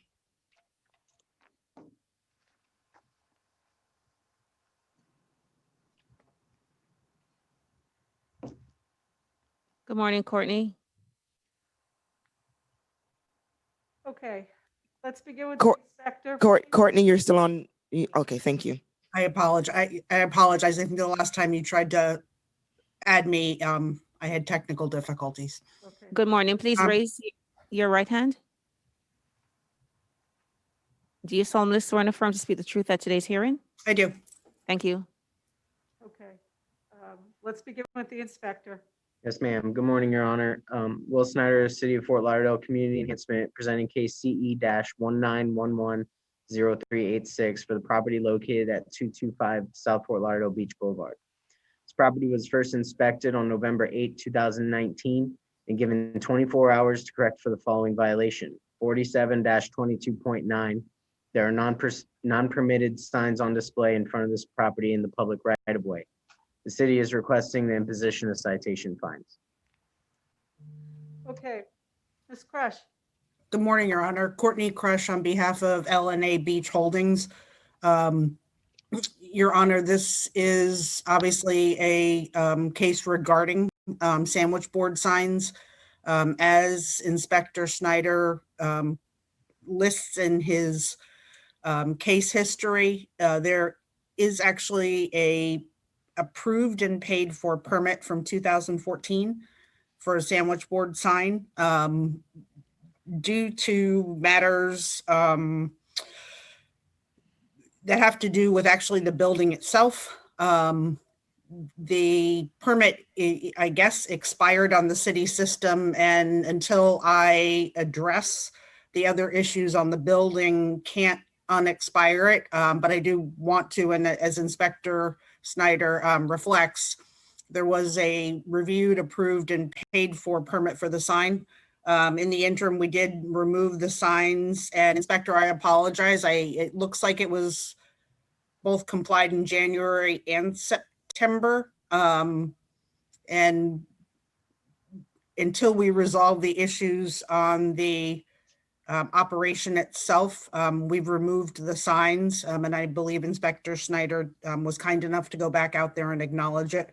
We would appreciate the city's consideration on the amount of the fines while we resolve this. And obviously, as with this owner's other businesses, address it and go forward with a careful operation on the beach. But I believe the owner knows they have a permitted sign. It just somehow it expired. And again, I can't quite identify why that occurred. Zoning indicated in the permit notes, no inspection is required, but somehow it appears that permit did expire. Okay. I apologize, Your Honor. You're very muted. I just said, okay. Okay, I can hear you now. The city attorney or anyone else want to weigh in on this? No, thank you, Your Honor. I would just add, Your Honor, that the administrative cost for this case is $451. However, the city's position remains the same. Sorry. There's, the history with this property in this area is pretty extensive, as I'm sure everyone in the call is aware of. And we constantly get violations for sign violations. I would just, factor that into consideration. And Your Honor, if I may, I absolutely understand that operating beach businesses, especially now, is challenging. And this is a sandwich board sign violation where there was is a permit. And as I mentioned, there's a independent matter beyond my client's control that needs to be addressed. Always appreciate inspector. It's no inspection required. Again, it's still on us to go back and figure out why that occurred. But I can't do that until I deal with a different issue. And we have removed the signs until we deal with that. And then I will work with the building department to follow their direction on what you do with the permit that I assume needs to be renewed. Okay. Anything else? No, Your Honor. All right, I'm going to reduce the fine to $6,800. Thank you, Your Honor. You're welcome.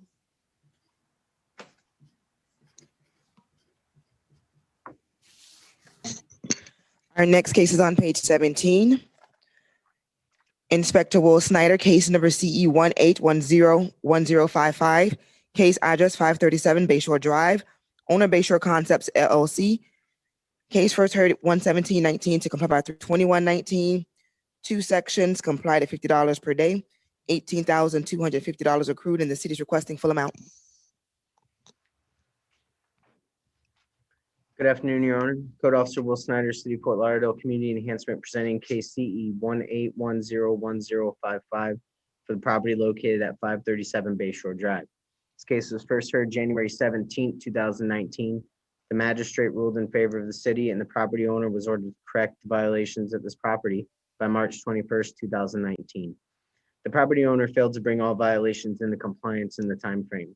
At this time, all violations are in compliance effective January 4, 2020. The city is requesting a reduction of fines to the administrative cost of $1,878. Good morning, Your Honor. Again, Courtney Crush on behalf of the property owner. We very much appreciate the city inspector's recommendation.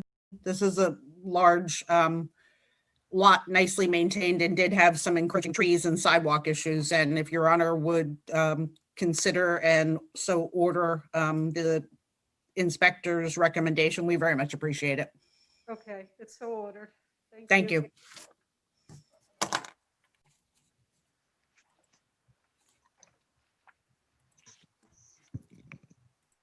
Thank you, Will. Thank you. Our next case is on page 5. Senior Inspector Linda Holloway. Case number CE 19082206. Case address 730 Northwest 9th Street. Owner Timothy K. Walters Revocable Trust. T. Walters and S. Walters trustees. Property posted 9/3/2020, posted at City Hall 9/11/2020.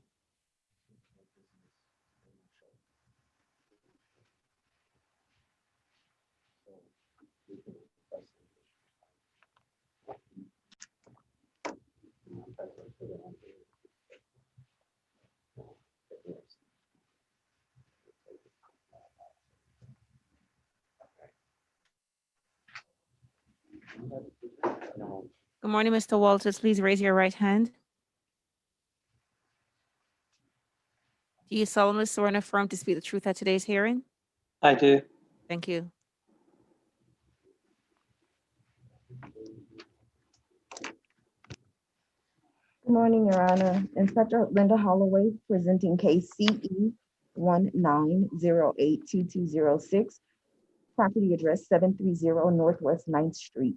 The property was inspected on August 28th, 2019, and the following violations were observed. 47-20.20.H. The parking facility is in disrepair. There is grass, weeds growing through the asphalt. The asphalt has oil stains, holes, and is faded. The wheel stops are broken or not secure and or missing. 18-12A was complied. 47-21.11.A was complied. On September 27, 2019, Mr. Walters applied for a paving permit. That permit number is PN-1909-2502. I had been in contact with Mr. Walters prior to the COVID-19 pandemic. A pre-inspection hearing on Saturday, September 19th, 2020 shows that violation 47-20.20.H remains as depicted in the pictures, and the city is requesting 91 days to comply or a fine of $50 per day thereafter. Mr. Walters, Yes, ma'am. this is Magistrate Flynn. Are you in agreement with the city's request for 91 days to bring the property into compliance? How many days? I'm sorry, I didn't hear that. 91. Yes, ma'am, we should be able to do it. It's in for permit and I believe it's stuck in engineering, Okay. but All right. they're working Now, on it. if something happens and there is a delay, make sure you contact the inspector. Otherwise, you'll be fined after the 91 days. Do you understand? Yes, ma'am, I will do. All right. Thank you very much. Thank you. Have a good day. Be safe.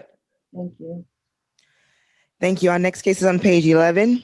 Senior Inspector Linda Holloway, case number CE 19090745.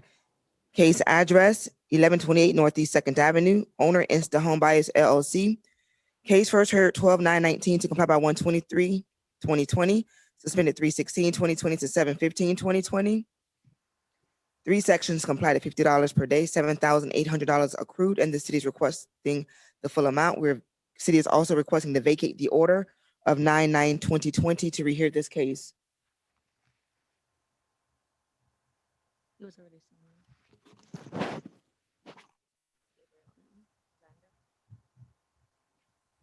Oh, is there a respondent?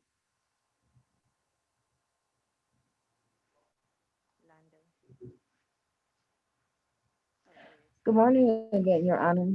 Inspector Linda Holloway on behalf of the city. Property address and case number is read. As stated, this is a request to vacate the previous order that was imposed December 19th, 2020.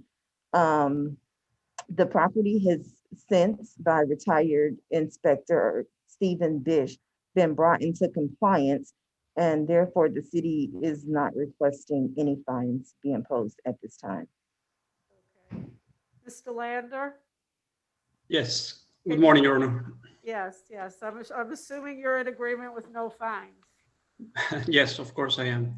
Okay, thank you very much for your time today. Thank you. Thank you. Have a good one. Thank you. Thank you, Inspector. You're welcome. Good day. Good day. Our next case is on page 22.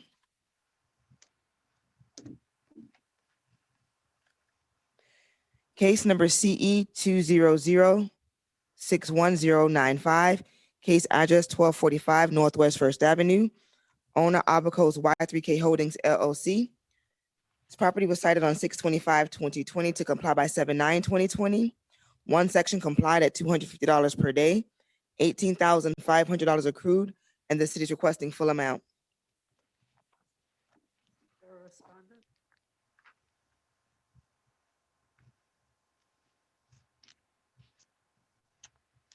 Good morning again, Your Honor. Inspector Linda Holloway on behalf of the city, presenting case CE 200-61095, property address 1245 Northwest First Avenue.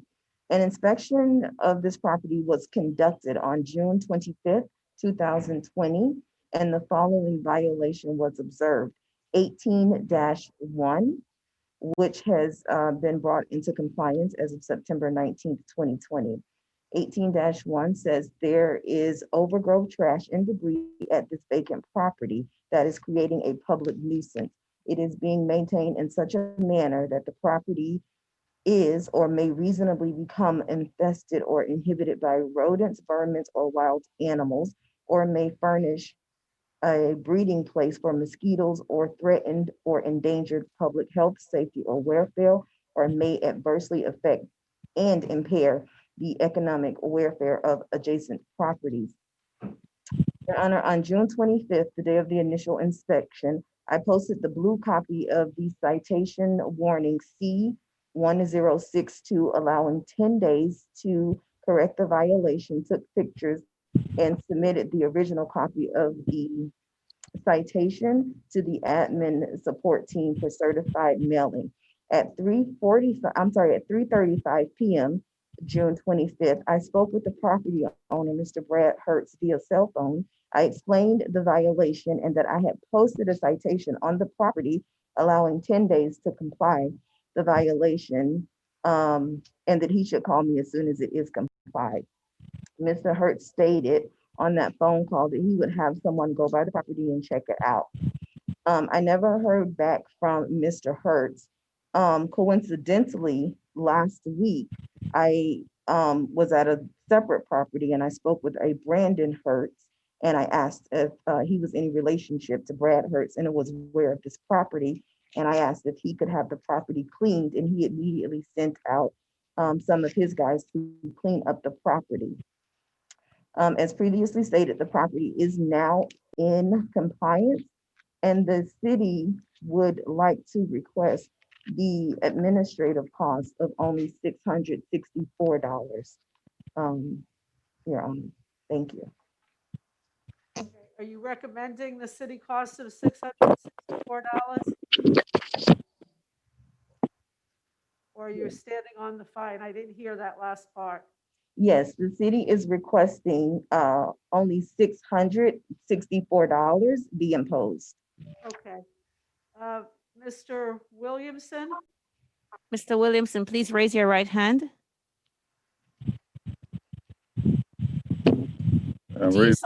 Do you solemnly swear and affirm to speak the truth at today's hearing? Yes, ma'am. Mr. Williamson, it's Magistrate Flynn. The city has generously agreed to reduce the fine to administrative costs of $664. Are you in agreement with that? Yeah, but I want to. I have an adverse possession on this property. Aren't we going to discuss that? Are you willing? Are you agreeing with that? Yes, ma'am. Okay, thank you very much. Hello. Yep, that's it. The hearing's over. $664 is all you're going to owe on the property. But could I say something, please? Okay. My adverse possession, is it legible? What's going on with that? That is not at this hearing, sir. That's something that you submitted. According to this document, it was not submitted to us. That is not what's at this hearing. So what am I supposed to do? Go ahead and pay this fine? Hertz pay this fine? Who's going to pay this fine? So you submitted apparently regarding a return of real property and attempt to establish adverse possession without color of title. That Yes. has absolutely nothing to do with this hearing. Yeah, but you said I need to. I got to pay $600. I don't understand. I'm lost. I mean, If you are the owner of record, that is what the fine was reduced to. okay. So Katrina, if I could, Mr. Williamson, you're not related to the property owner of record, Abacos Y3K Holdings LLC? No, ma'am. Katrina, do we have anybody present for Abacos Y3K Holdings? No, ma'am. They are, we've never had anyone respond from this property, from that actual entity. Okay. Then I'm just going to go ahead and grant the city's request for $664, and it's the property owner's responsibility to pay that. Yep. My responsibility. The property owners.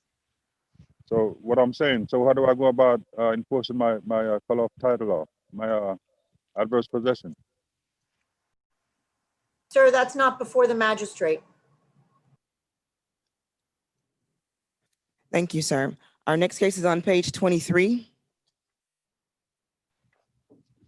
Case number CE 2007128. Case address 1239 Northwest 2nd Avenue. Owner Iacino Family Trust. Richard Iacino and Joan Iacino, trustee. This is a citation which was first cited on 8/1/2020. To comply by 8/1/2020, one section complied at $150 per day. $450 accrued and the city is requesting full amount.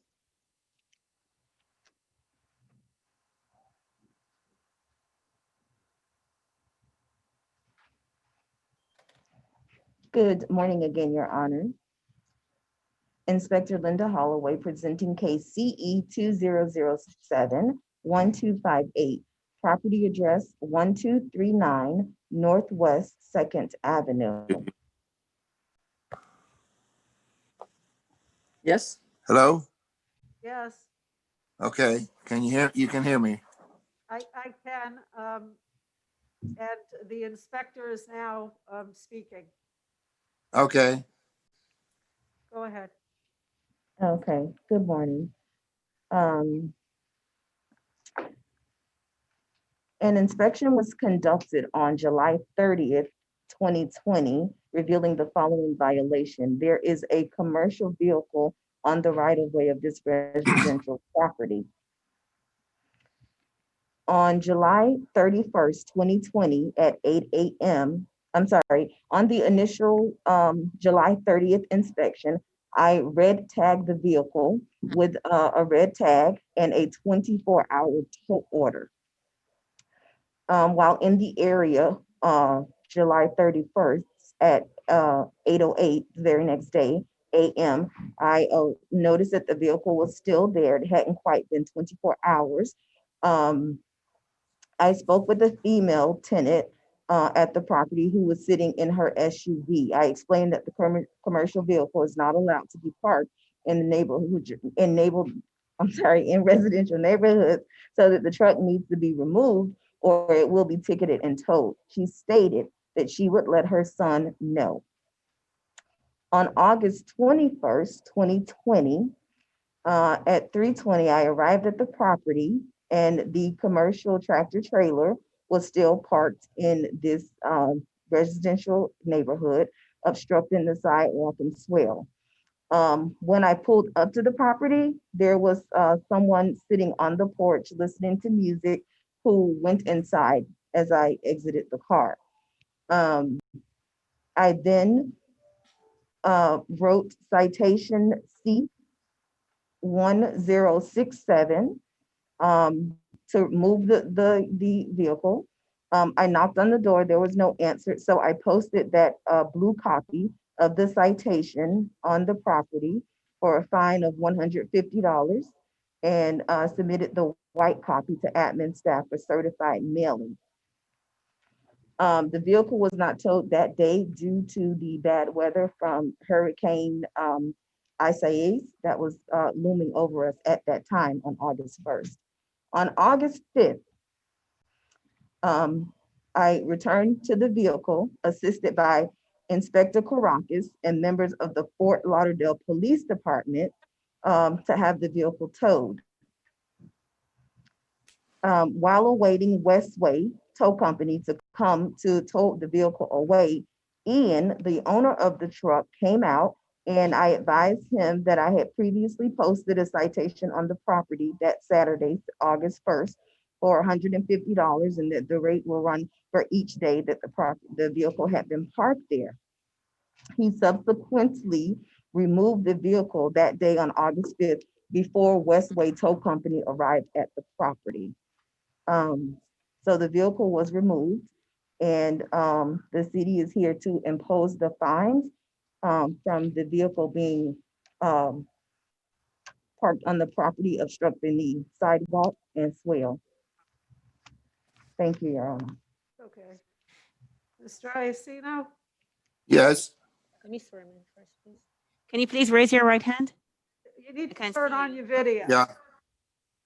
Well, yeah, where would I do that? It says, switch camera, would it be? You know, I have, stop video, switch camera options. I don't see anything else.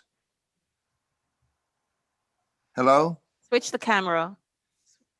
All right, switch camera, hold on. Okay, I switched it. You're fine. Raise your right hand, please. Okay, Do you solemnly swear and affirm to speak the truth at today's hearing? I do. Thank you so much. Okay, Mr. Iacino, and it says here appeal deadline 8/16, so this appeal was filed timely?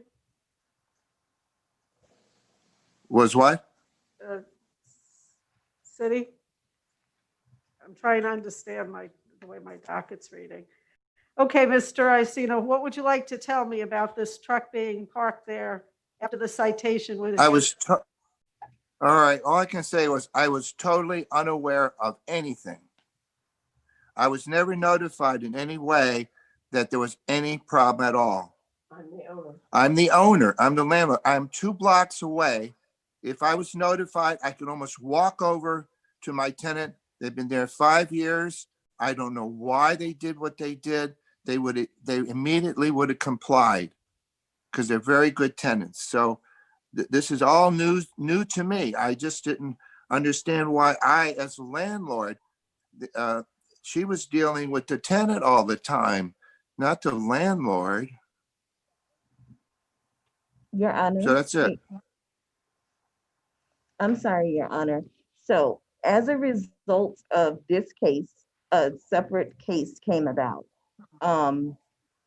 for minimum housing violations. I met with Mr. Iacino and his handyman at the property to discuss those violations the day after I posted the notice of hearing.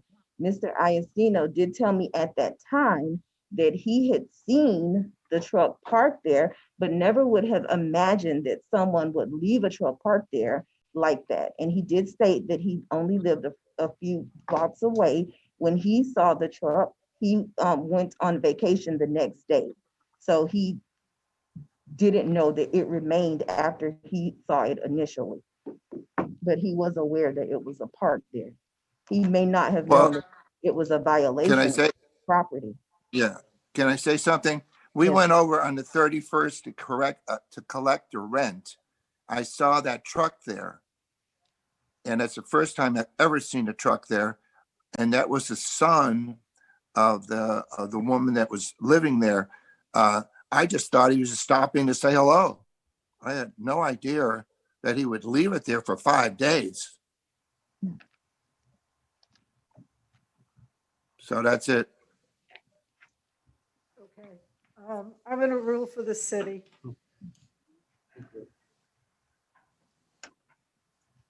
Next hearing. Our next case is on page 23, Senior Inspector Linda Holloway. Case number CE 181103060. Case address 2606 Delmar Place. Owner Delmar Holdings LTD. Case first heard 6/2019 to comply by 9/19/19. One section complied at $25 per day. $1,525 accrued, and the city is requesting full amount.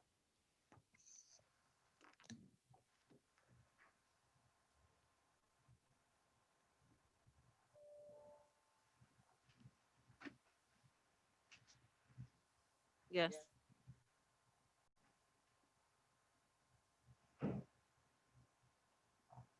Good morning, Your Honor.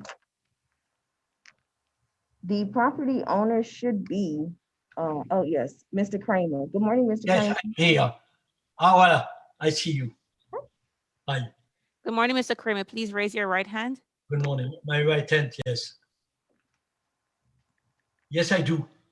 Do you solemnly swear and affirm to speak the truth at today's hearing? Yes, I do. Thank you.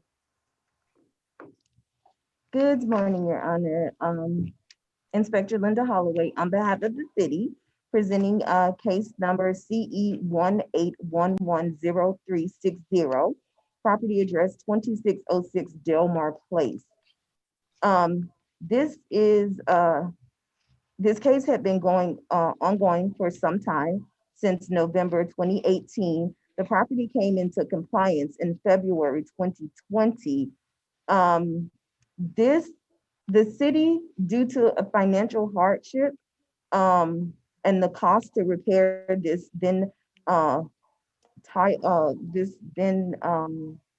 barrel roof was astronomical. So the city is requesting that all the fines be waived.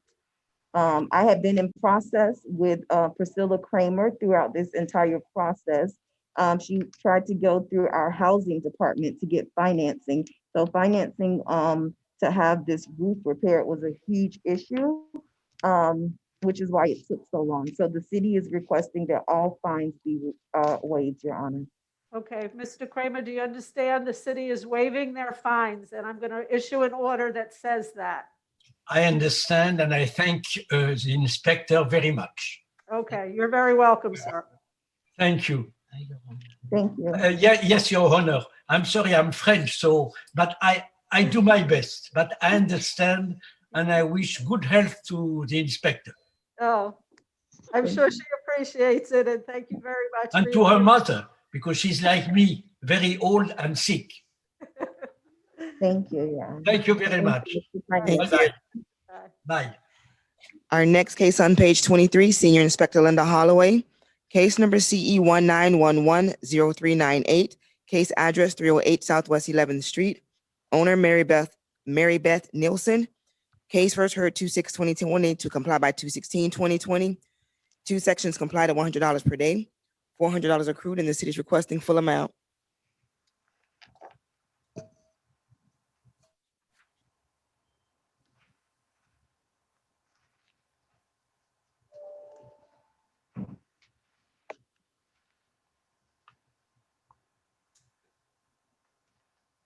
Good morning, Miss Mary. Can you Good please raise morning. your right hand? Please, thank you. Do you solemnly swear and affirm to speak the truth at today's hearing? Yes. Thank you. Good morning, Your Honor. Inspector Linda Holloway, presenting case CE-191100398, property address 308 Southwest 11th Street. This property was first presented before the special magistrate on February 6, 2020, where special magistrate Purdy ordered 10 days to come into compliance or $100 per day thereafter. The property was brought into compliance when I met with the owner, Ms. Nielsen, on February 19th. So the city is requesting the full imposition of fines. Okay, Ms. Nielsen? Yes. Okay, the city, apparently the vehicles were removed, but late. after the order was issued. Can you explain why? Yes, we had paid for a storage space and I was out of town, but they took them there and we were waiting for them to move a boat.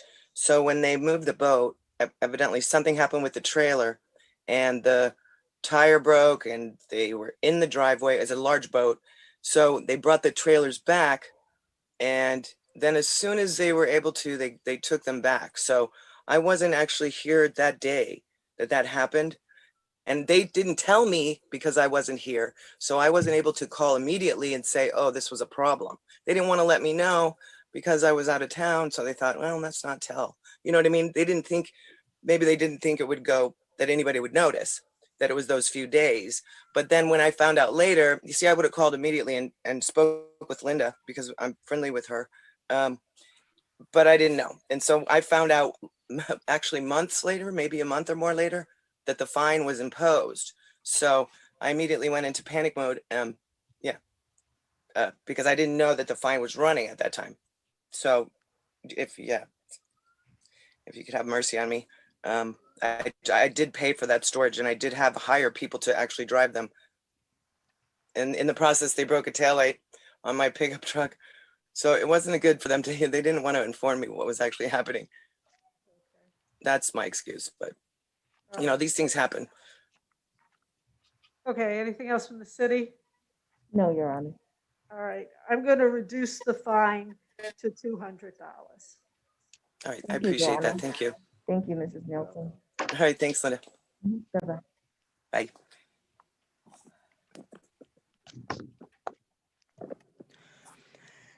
Good morning. For all those attendees that are waiting to have your case heard, if it has not been called at this time, please use the raise hand function so that our moderator can assist you. And these are only for properties that are not here for lien reduction. If you are here for lien reduction, we have not got to that part of the agenda as of yet. So you do not have to raise your hand. This is only for cases for our regular special magistrate hearing, no lien reduction at this moment. If your case has not been heard, please use your raise hand function. The moderator will assist you. And we're going to take a short recess.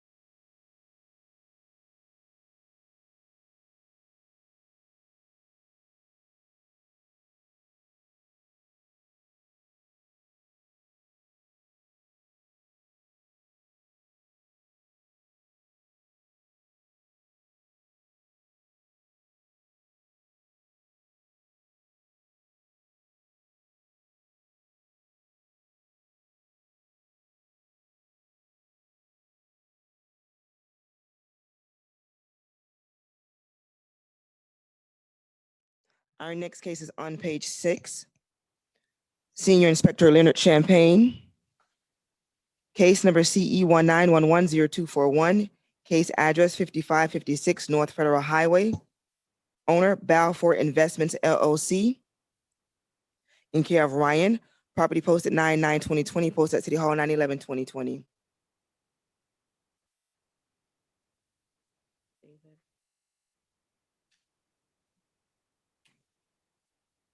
Mr. David Russo. I believe he's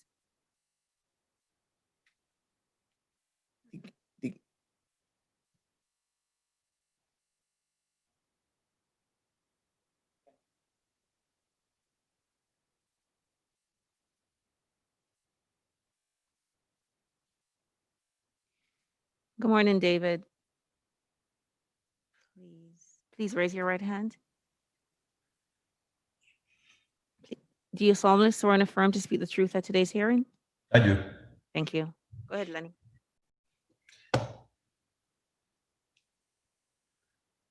Lenny, your mic is off.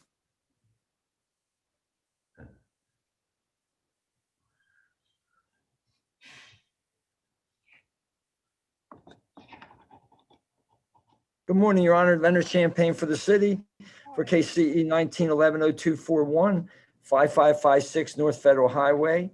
The violation was first cited on 11/10/19 for 4719 5D5. This is a B1 zone property. The buffer wall located on this property is in disrepair and has been missing sections. My last inspection where I took the pictures was 9/19/2020. And the violation hasn't been complied. I've been in contact with the respondent many times, including yesterday, and he's agreed to 21 days to come into compliance or $200 a day thereafter. Okay, Mr. Russo, is that your agreement with the inspector? It is. Okay, thank you very much. It's so ordered. Thank you. Thank you, Your Honor. Thank you, David. Thank you, Leonard. Our next case is on page 24, Senior Inspector Leonard Champagne. Case number CE 19050021. Case address 2090 Northeast 55th Court. Owner Parasha Investments LLC. Case first heard 9/5/2019 to comply by 12/6/2019. Suspended 2/6/2020 to 5/8/2020.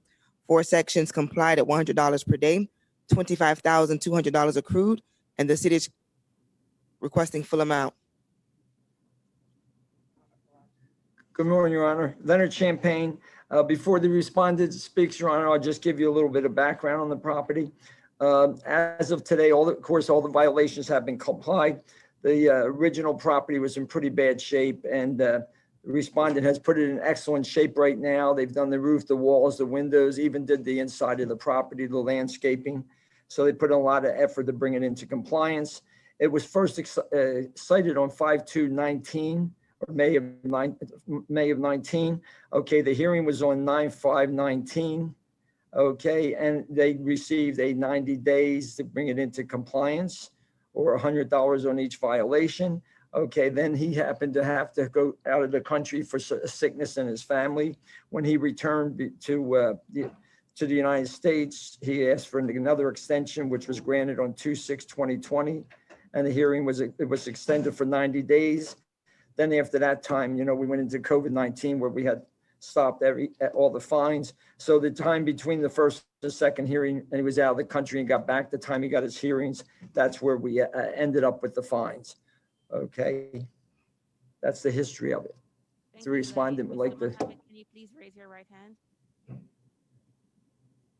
Mr. Mohammed? Thank you. Yes. I'm sorry. Do you solemnly swear and affirm to speak the truth at today's hearing? Yes. Thank you so much.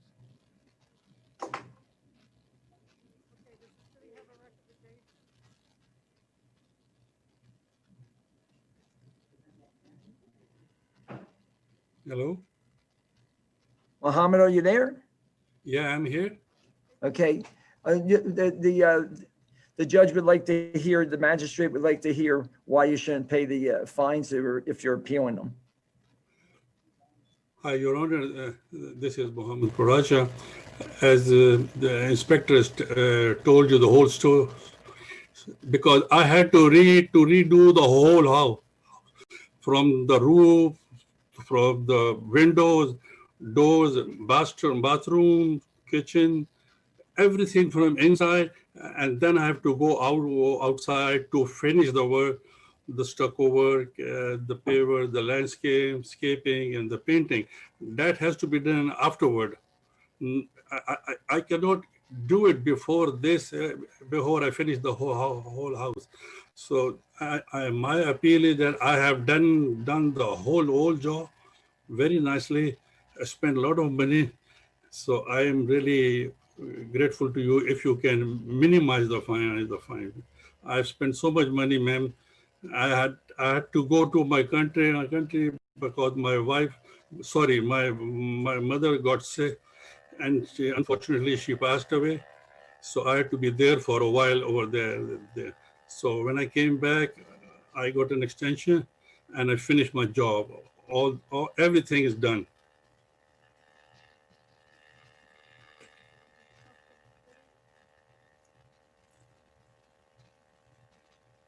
Hello? Your Honor, we can't hear you, unfortunately.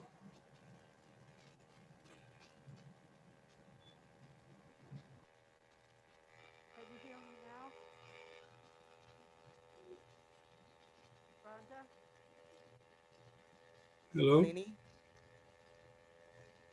Lenny, can you hear us? Yes, I can hear you. I can't hear the judge.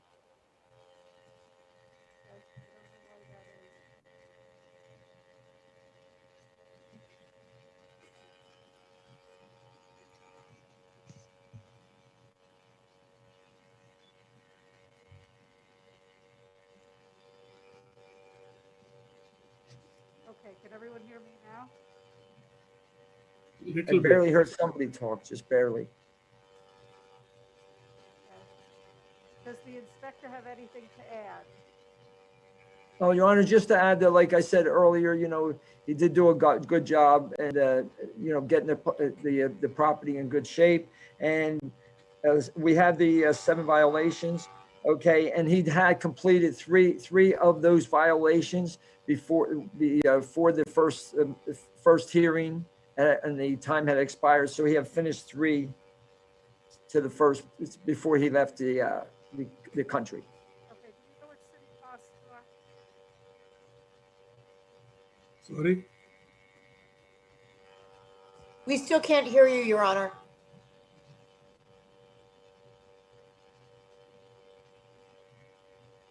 Lenny, what are the city's costs? I'll say again? What are the city's costs? Yes. And the city's cost, which I would recommend on it, would be $985.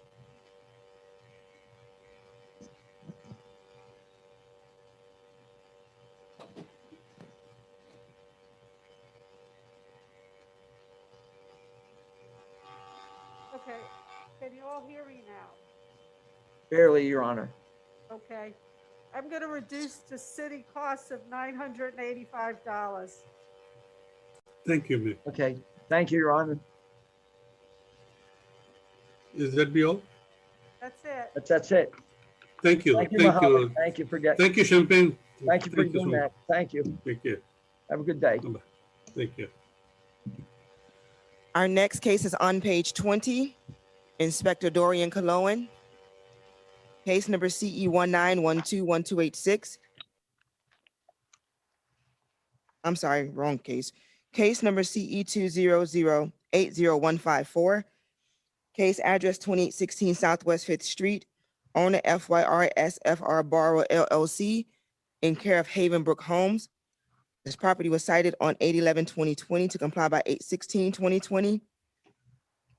One section not complied at $250 per day, $9,500 accrued, and the city is requesting full amount and fines continue to accrue.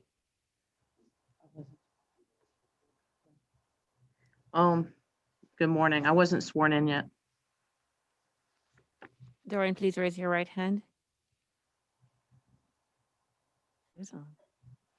Do you solemnly swear and affirm to speak the truth at today's hearing? Yes, I do. Thank you. Good morning, Inspector I'm sorry, Cologne. hold on. We're making sure that the respondent is in the room. He Oh, was, I didn't even. Yes, I can. Can you guys hear me? yes, sir. We need you to put your video on, please, so we can swear you in.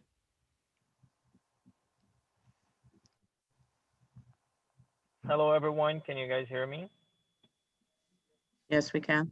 Good All right. afternoon. Please Good raise morning. your right hand. Good morning. Do you solemnly swear and affirm to speak the truth at today's hearing? Yes, I do. And what's your name, please? Please Leonardo state your Farias. name for the record. Leonardo Farias. I can't hear you. Leonardo Farias. Thank you. Good morning, Inspector Cologne with the City of Fort Lauderdale. Case number CE 2008-0154. The case address is 2816 Southwest 5th Street. This property was first cited on August 11th, 2020 with a civil citation for 18-1.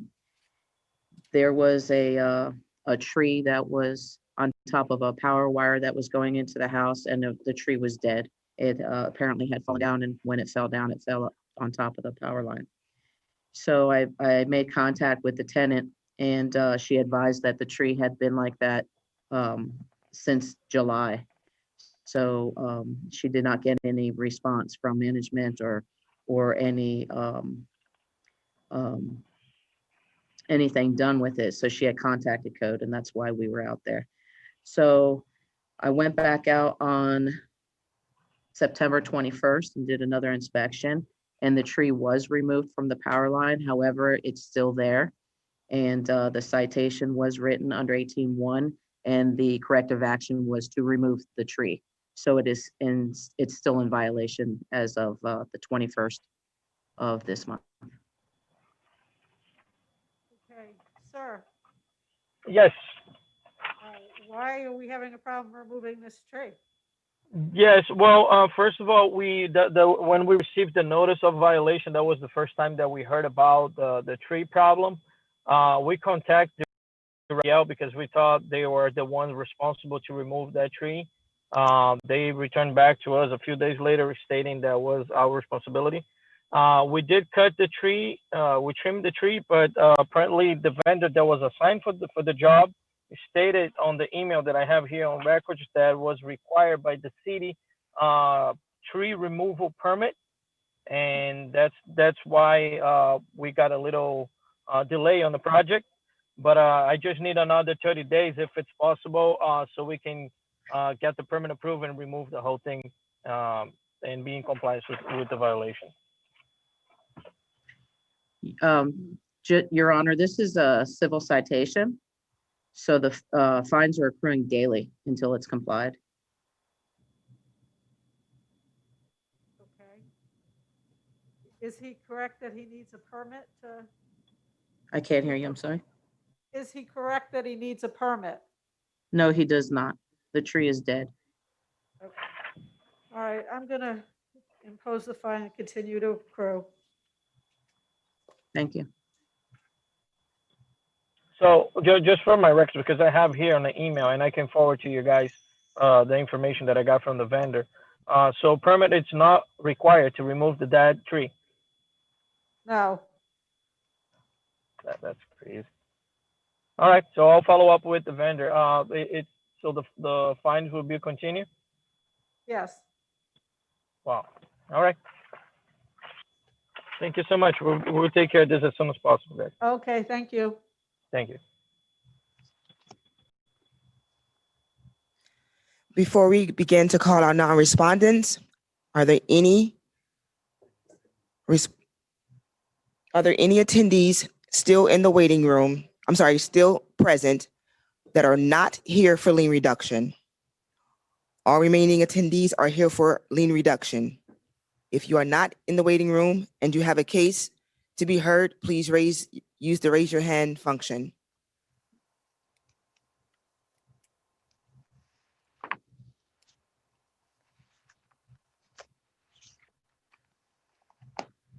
All remaining attendees are here for lien reduction. So in that case, we will begin to call our non-responding cases. Our next case is on page 3, Inspector Manny Garcia. Case number CE 19110936. Case address 1725 Southwest 14th Court. Owner Coltrane Inc. Property posted 9/5/2020. Posted at City Hall 9/11/2020.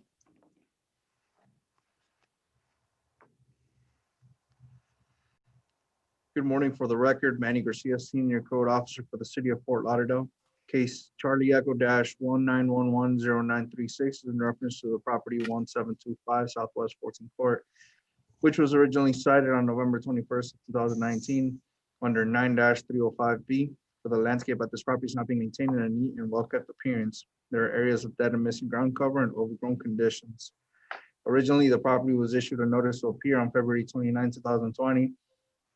But due to the pandemic, the property never appeared before a magistrate. The property was served with a hearing notice again on September 5th of 2020 for today's hearing. And at this time, the property remains in violation as the photos depict. The city is requesting 10 days for compliance or a daily fine of $100 per day for the violation. So ordered.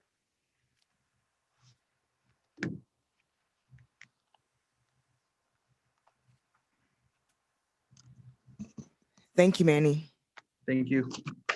Our next case is on page 3, Inspector Lois Tarosky. Case number CE 200010885. Case address 1621 Seabreeze Boulevard. Owner Robert Biz. Property posted 9/11/2020. Posted at City Hall 9/11/2020. Oh, thank you. Good morning, Your Honor. Good morning. Inspector Lois Trowski for the city. This is case number CE 200100885, address 1621 Seabreeze Boulevard. This property was first inspected on January 15th, 2020. The following violation was discovered. 9-306, the exterior building walls have not been maintained. Structural parts, including fascia and soffits, are in disrepair. There are areas of exterior that have two-tone paint or have not been completely painted. A pre-hearing inspection took place on 9/21/2020, and the violation remains. I have not had any contact with anyone from this property at this time. The city requests the violation be brought into compliance within 10 days or a fine of $25 per day.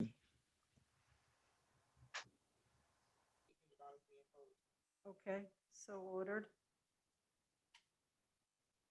Now we can go back to page 4. That's Miss Irma. Oh, that's Roberta.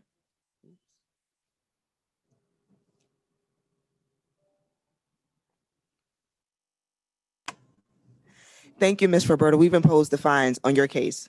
Oh, okay. Yes, ma'am. Thank you. Okay, thank you. Our next case is on page 4, Inspector Deangelis Gibson.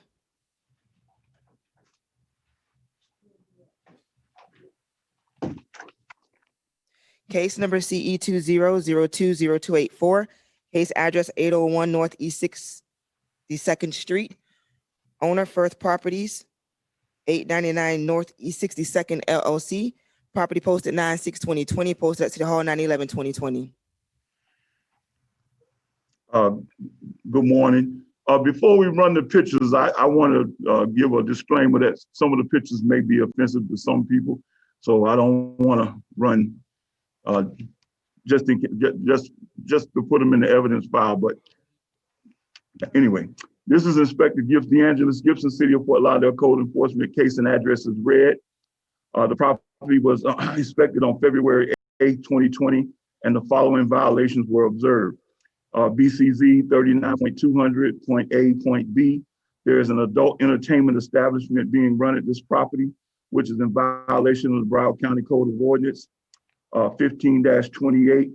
There is an adult entertainment business being run without a business tax. 5-28. There is partial nudity being permitted at this establishment. This property is in compliance at this time, but the city is seeking a finding of fact that the violations did exist. Okay, so ordered. Thank you.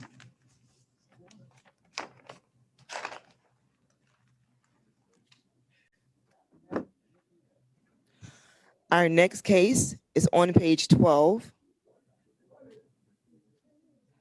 Inspector Gale Williams, case number CE 19071855, case address 521 Southwest 10th Street, owner Sabrina Visram and Azim Visram. Case first heard 11/7/2019 to comply by 11/21/2019. One section complied at $50 per day, $5,800 accrued, and the city's requesting full amount. This was a city request to vacate and rehear. However, the respondent still did not reply. The respondent here. Did not reply. Okay. All right. So you're asking me to reimpose the fine? Yes, ma'am. Okay. We're going to vacate the order and reimpose the fine. Thank you.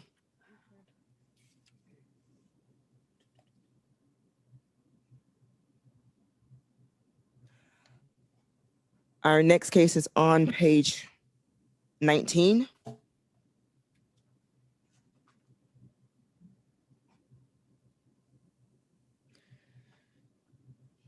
Case number CE 190425568, case address 711 Carolina Avenue, owner TAH 2015-1 Borrow LLC. Case was first heard 9/5/19 to comply by 11/7/2019. Two sections complied at $50 per day, $6,300 accrued, and I believe the city is requesting a reduction of fines to $1,500. Is that correct, Dorian? Yes, that is correct. Okay. So ordered.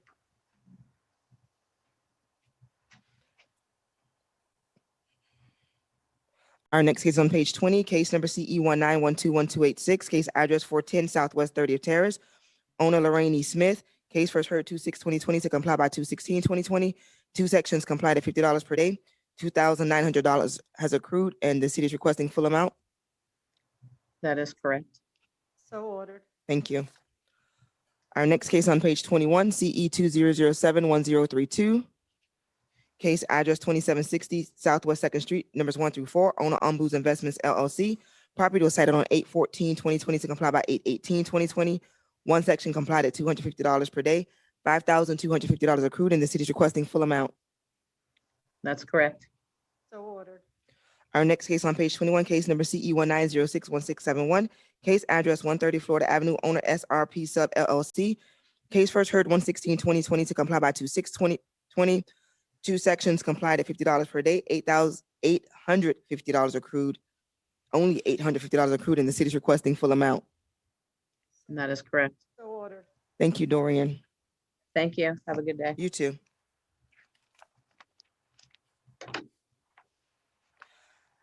Our next case is on page 7. Inspector Patrice Jolly.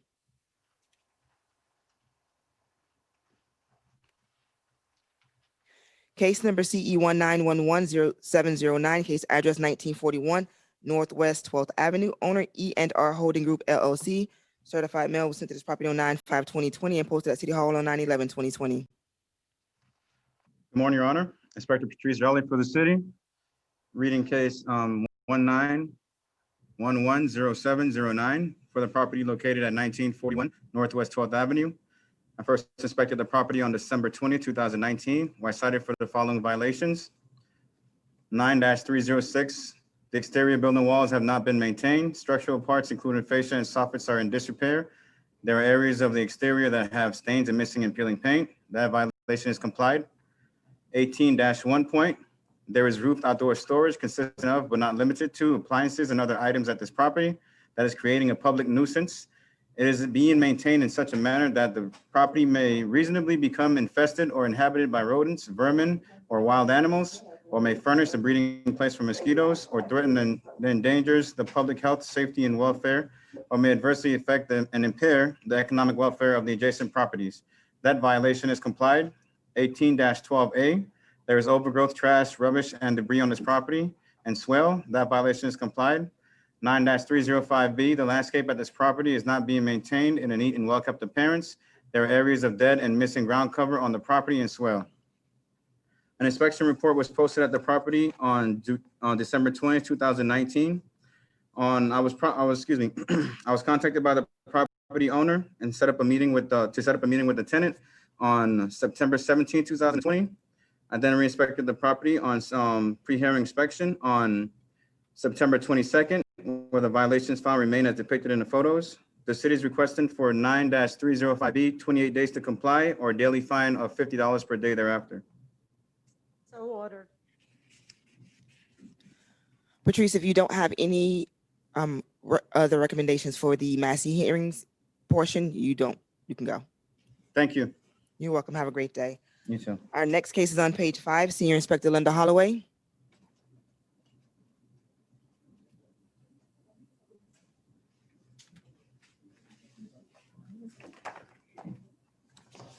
Case number CE 191208868, case address 1023 Northwest 7 Terrace, owner Minnie Brown, property posted 9/3/2020, posted at City Hall 9/11/2020.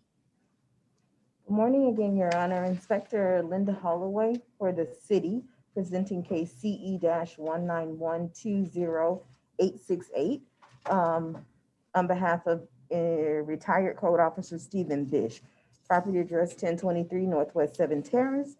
The property was first inspected by Stephen Bish on December 18th, 2019, and the following violations were observed. 9-305B, the landscape at this property is not being maintained in a neat and well-kept appearance. There are areas of dead and missing ground cover on the property as well. 9-304B is complied. 47-34.1.A.1 is complied. 47-34.4.B.1 is complied. 9-306 is complied. 18-4C, there is a derelict vehicle on the property. It is in disrepair with flat tires and items stored on and inside the convertible, tires and rims sinking into the turf underneath. Inspector Bish issued a copy of the inspection report to the son of the owner and mailed the original copy to the owner listed on Broward County Property Appraisal's website. A pre-hearing inspection on Saturday, September 19th, 2020, shows that violations 9-305B and 18-4C remains as depicted on the photos, and the city is requesting 35 days to comply or a fine of $25 per day per violation be imposed. So ordered. Thank you, Your Honor. Thank you. Thank you, inspectors. Our next case is on page 9. These are our Massey hearings. I'm sorry. Page 9 was an appeal, but there was no respondent, so we will move past that.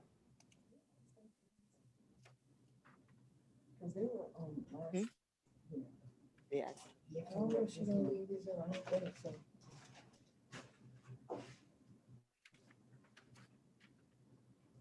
Where's our next case? On page 17, is it? Hold on, yeah, let me see. Our next case is on page 17. Case number CE 190222059, case address 2040 Northwest 18th Court, owner Rosalind McCormick. Case first heard 1/16/2020 to comply by 2/20/2020. One section complied at $25 per day. $625 accrued, and the city is requesting full amount. So ordered. Our next case is on page 18, case number CE 181203326. Case address 1816 Northwest 24th Terrace, owner YOLO 21 Land Trust 777, financial LLC trustee. Case first heard 2/6/2020 to comply by 2/16/2020. One section complied at $50 per day. $1,450 accrued, and the city is requesting full amount. So ordered. On page 18, case number CE 191212266, case address 1206 Northwest 13th Lane, owner Verston and Levi McKenzie. Property was cited on 12/28/2019 to comply by 12/30/2019. One section complied at $200 per day. $7,200 accrued, and the city is requesting no fines. So ordered. On page Katrina, 19. Katrina, I'm sorry, can I interrupt you on page 26? Senior Inspector Holloway has 2 that was an order to vacate. Does she not need to read those in, or are you just gonna read them in to vacate it? I will read those in. Okay, Okay, thank you. thank you, everyone. Have a good day. All right. Thank you. Bye. Our next case on page 19, case number CE 190228182, case address 1142 Northwest 15th Court. Owner Vermilion and Italia Vernalis. Case first heard 2/6/2020 to comply by 3/12/2020. One section complied at $50 per day, $200 accrued, and the city is requesting full amount. So ordered. Our next case is on page 21. Case number CE 1906161, case address 130 Florida Avenue, owner SRP Sub LLC. I'm sorry. Oh. Oh, yeah. Our next case is on page 22. Case number CE 190603222, case address 1404 Northwest 1st Avenue, owner Michael A. Lee. Case first heard 9/19/19 to comply with 11/7/19. Suspended 2/6/2020 to 2/27/2020. One section complied at $25 per day, $2,225 accrued, and the city is requesting full amount. So ordered.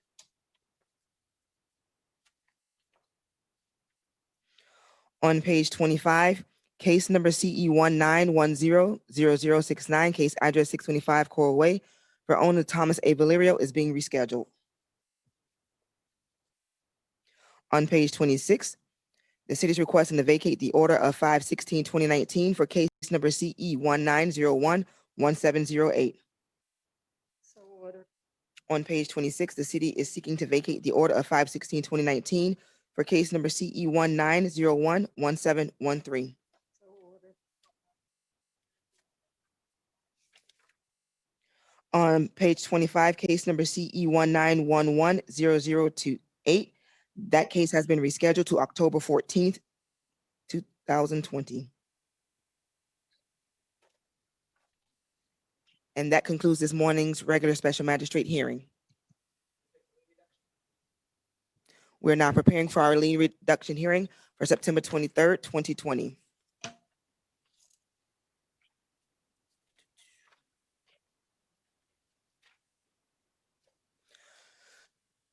Good morning, Your Honor. Katrina Johnson Jordan, Administrative Supervisor for the City of Fort Lauderdale, presenting the lien reduction properties for September 23rd, 2020. Our first case is on page 32 for the property address located at 1610 Northwest 7th Place, owner Marmati LLC.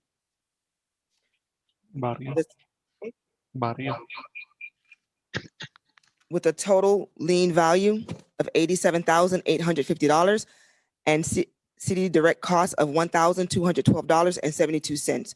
The city is requesting a reduction to $4,395.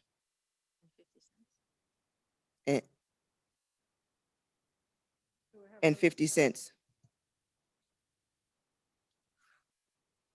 Yeah. Hello? Yes. Yes, please start your video so we can swear you in, please. Thank you. Good morning, please. Could you please raise your right hand? Do you solemnly swear and affirm to speak the truth at today's hearing? I do. Thank you. Could you repeat the amount the city was offering? Because it was cutting off. $4,395.50. And this is for 1610 Northwest 7th Place? Yes, it is. We agree Thank with you. the amount. How many days? 60 days to pay. 60 days to pay. Yes, it's perfect. Thank you. Thank you. Our next case for the same owner is on page 33, case number CE 190200680 for the property address located at 2315 Northwest 12th Court with a total lien amount of $7,000 and city direct cost of $682.56. The city is requesting a reduction to $700. Ms. Zagar, are you in agreement with the reduction to $700? Yes, we are. Okay. 60 days to pay. Yeah, can you just repeat the first amount of the 1610 Northwest 7th Place? So I noted it down. $4,395.50. Okay, thank you. You're welcome. Have an amazing day. You too. Goodbye. Our next case is on page 35 for the property address located at 2847 Southwest 4th Place For case number CE 11061440, this property has a total lien amount of $95,700 and city direct cost of $598.94. The city is in agreement with the applicant's offer of $2,000. Okay, do we have a respondent there? Yes. Okay, so, Mr. Coleman? Yes, Your Honor. Okay. Excuse me. City's agreement with your offer of $2,000, so I'm going to go ahead and order it. Great. Thank you so much, Your Honor. You're welcome. 60 days to pay. Okay. Thank you so much. Thank you. Okay. Bye-bye. Our next property is located on pages 33 and 34. Case numbers for property address 2440 Northwest 31st Avenue, owner Diplomat Property Solutions LLC, for case numbers CE 10062442 and CE 12020626. This property has a total lien amount of $218,120 and city direct cost of $1,964.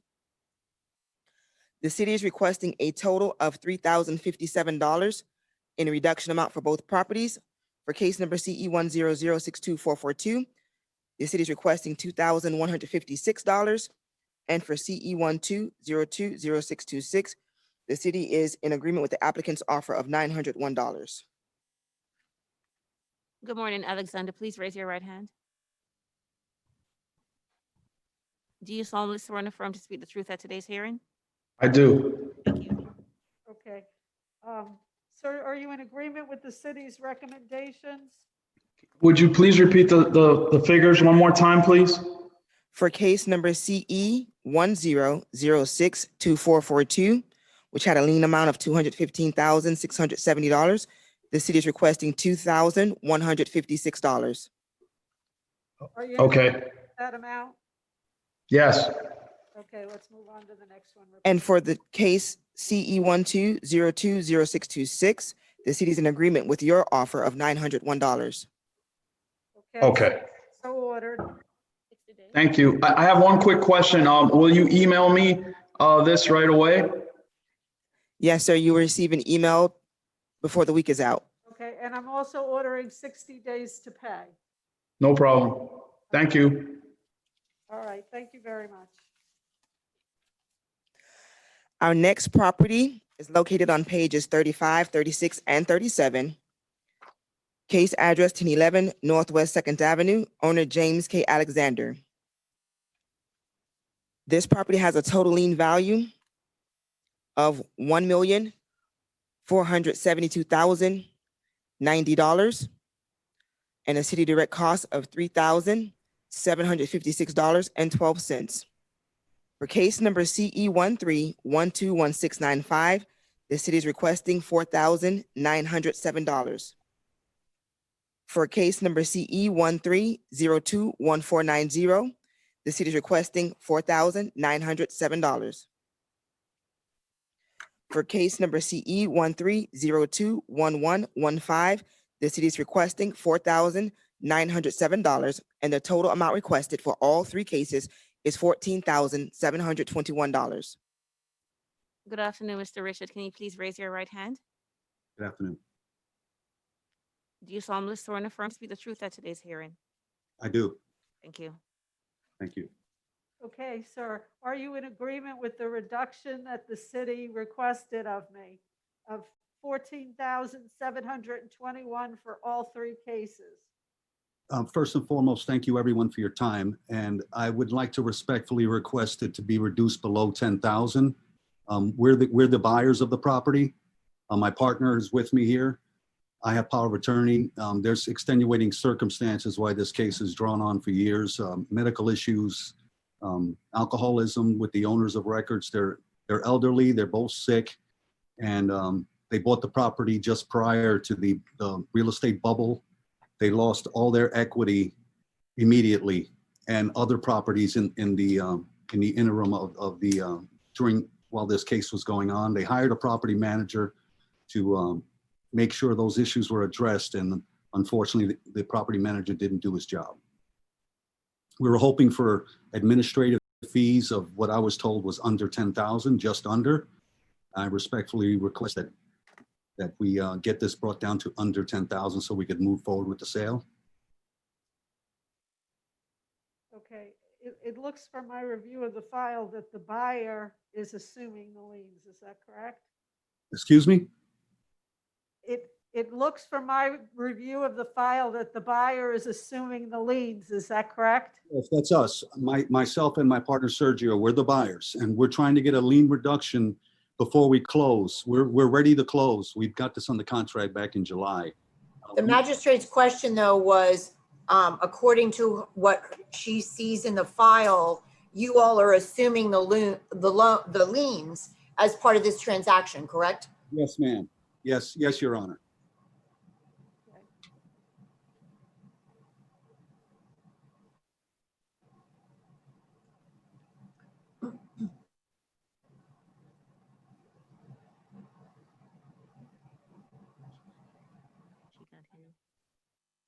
Okay. The total liens on the property are almost $1.5 million. Okay. I don't know. I mean, you've given me nothing to justify the figure under $10,000 by way of mitigation. Well, the property's in foreclosure, and we would have to take care of that as well. We're not gonna get a home run from this property as buyers. I'm more focused on helping the owners. The lady who owns the property that is in foreclosure has breast cancer. She's battling for her life. And the other owner, he just came over a large bout with alcoholism, AA, and he's since been sober. And he has arthritis. They're both very elderly. They live up north in a senior community. And I volunteered to speak on their behalf to successfully get this case done and purchase the property. We were hoping to get it done for under 10,000. Okay. All right. I will reduce the lien to $9,800 and 60 days to pay. Thank you very much, Your Honor. I appreciate it. Thank you, ladies. Have a blessed day. You too. Thank you. Thank you. Our next case is on page 27.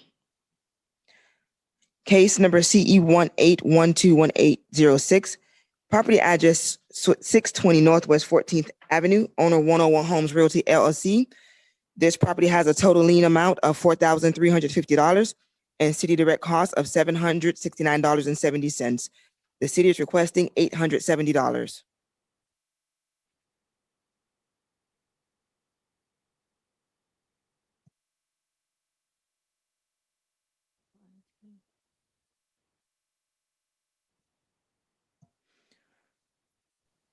Hello?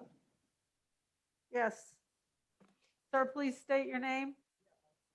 Kobe Thaler. We have two more. Mr. Arama, we would need you to unmute yourself and start your video, please. Good morning, Your Honor. Is Cohen there as well? Cohen will not be, he had a prior engagement he had to run to. He didn't realize it was going to take so long. Can you please both raise your right hand? Do you solemnly swear and affirm to speak the truth at today's hearing? I do. Yes. Thank you. Okay. Okay. All right. The city has agreed to reduce the lien amount to $870. Do I have any objection to that? What was the, I'm sorry, I didn't answer me. I didn't hear the original numbers and the costs and all that. So this is for the property address 620 Northwest 14th Avenue. Case number CE 18121806. Total lien amount $4,350. City direct cost $769.70. And the city is requesting $870.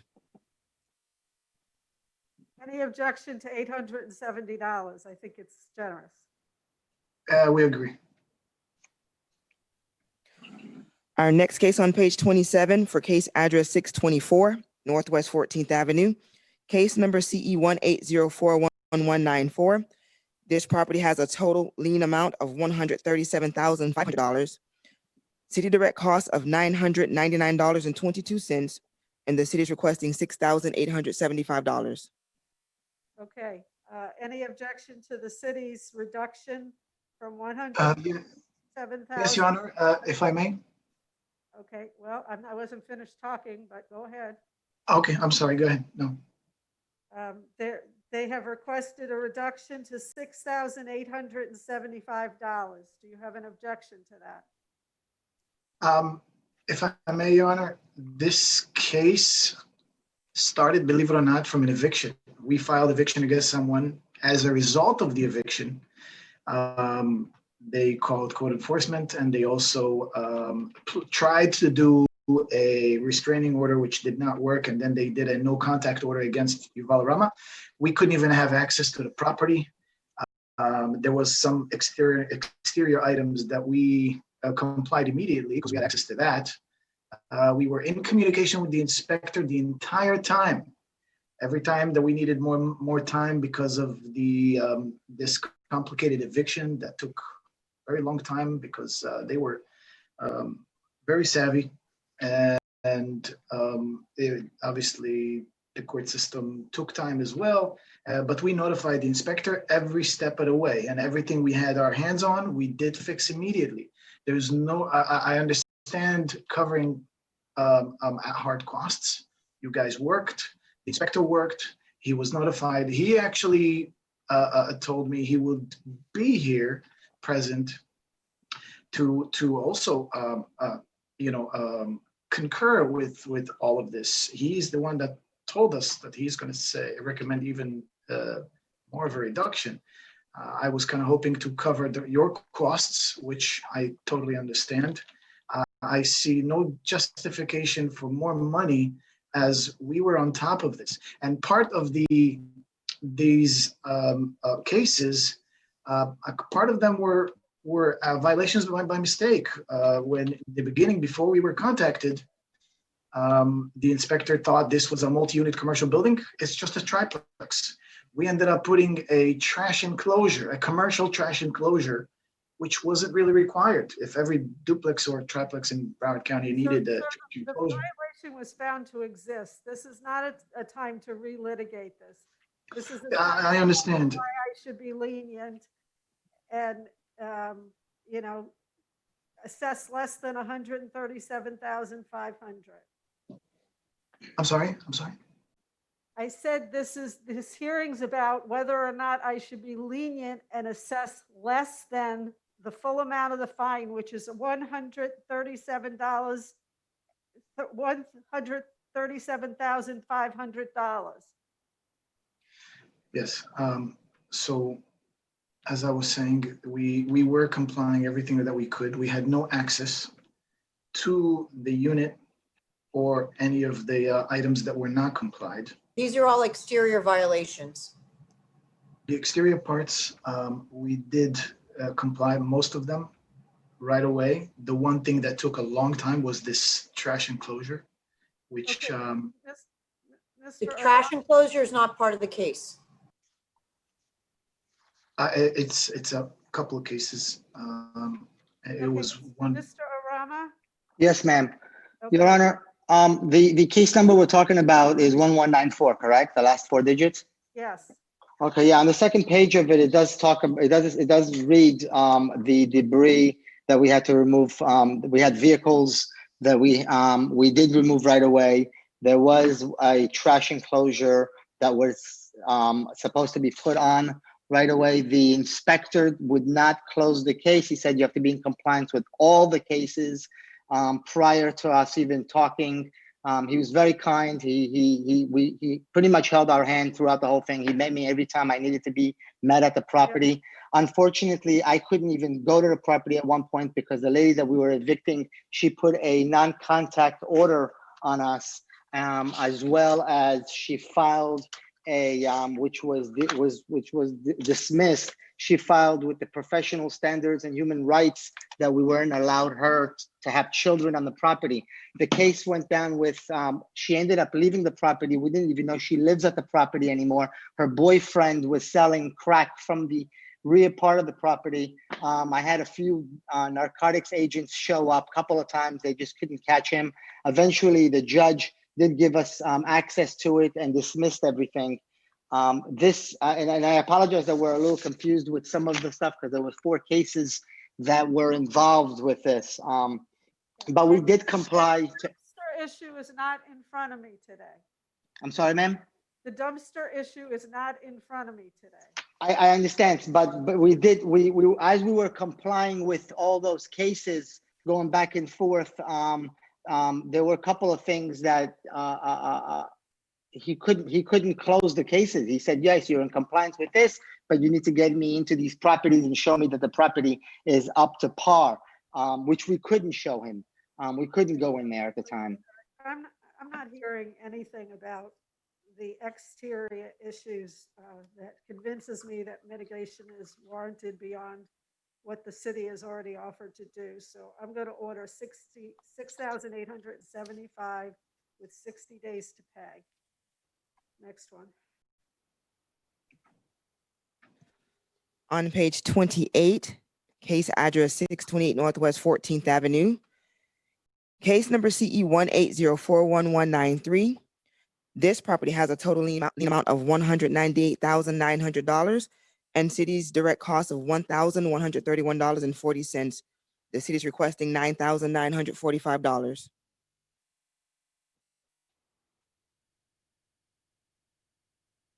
Okay, Mr.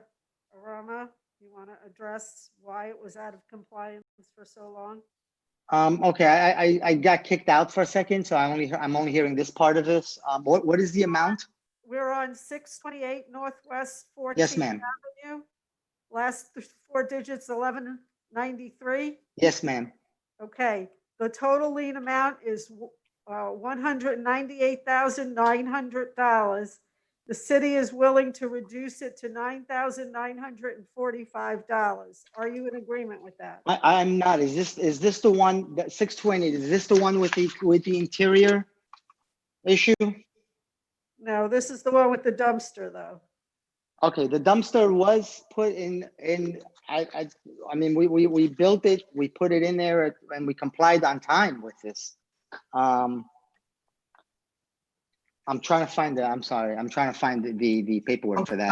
On time with some extensions that the inspector said he was giving us. This was on time, even though it took a long time because of permits and all, but we were in communication with the inspector and he, from what I understood, this was complied in time, the dumpster, in which that's what I was talking earlier, that for a triplex, a trash enclosure and the dumpster is not really required, but we did it anyway. It just took a while for the survey and then for the architect and the permits and all that.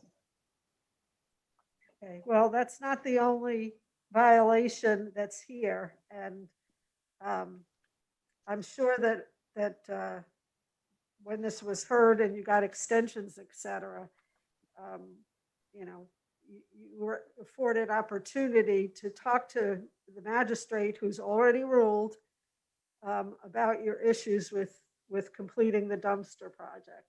He did, Your Honor. He did give us an extension, and he was aware that we were waiting for permits and the city to help us out with this as well. The other part of it, obviously, was the parking lot issue, correct? I have trash, rubbish, the dumpster,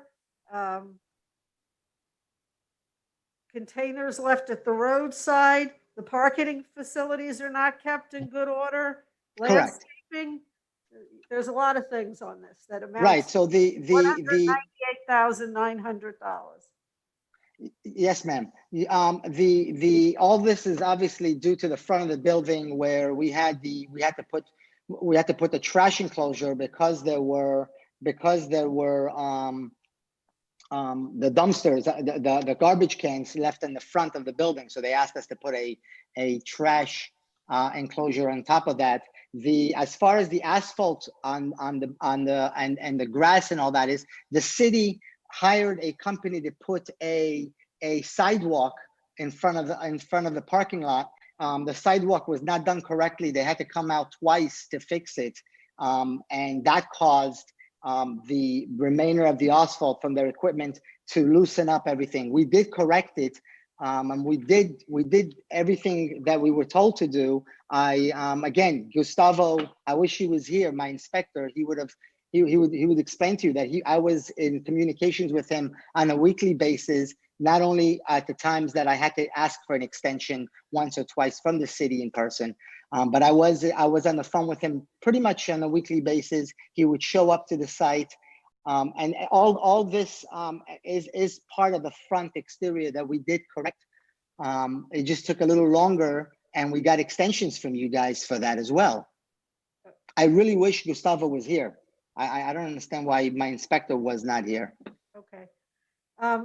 Is there any way, I'm in the mercy of the court, ma'am. Is there any way you could reduce this? It's a big burden on us considering what we just went through, leaning on and helping out with tenants that are not paying rent.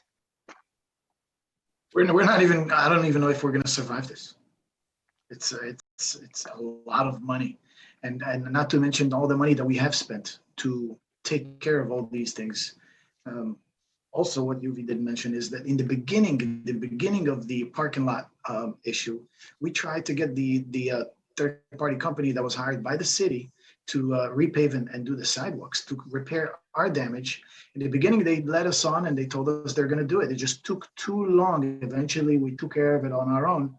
We're still going to try to pursue, which probably will be at no success, to get something reimbursed from this third-party company, but they did not help in the end. And they're actually at fault at some of the time that we lost. Okay. We lost the city attorney for a little while there. Were you able to hear us? I'm back, Your Honor. No, I got completely kicked out. Okay. All right. I'm back. I Anything apologize. to add on this case? If we're still on the penultimate one, no, Your Honor. Again, obviously, as Your Honor can see, it's almost $200,000 in fines. So, the problem went on for some time. Okay. I think All the right. city's request is reasonable under the circumstances.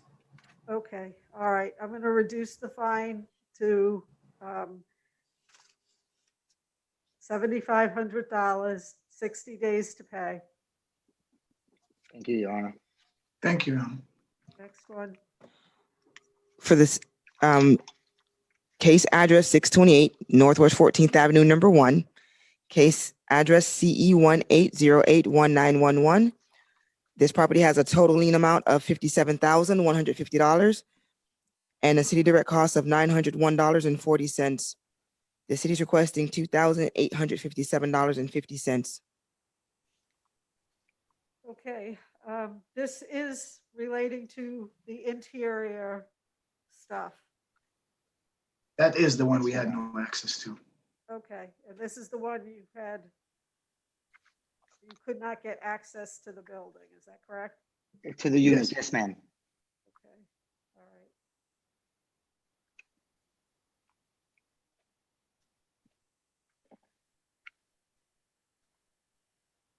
right. Okay. I'm going to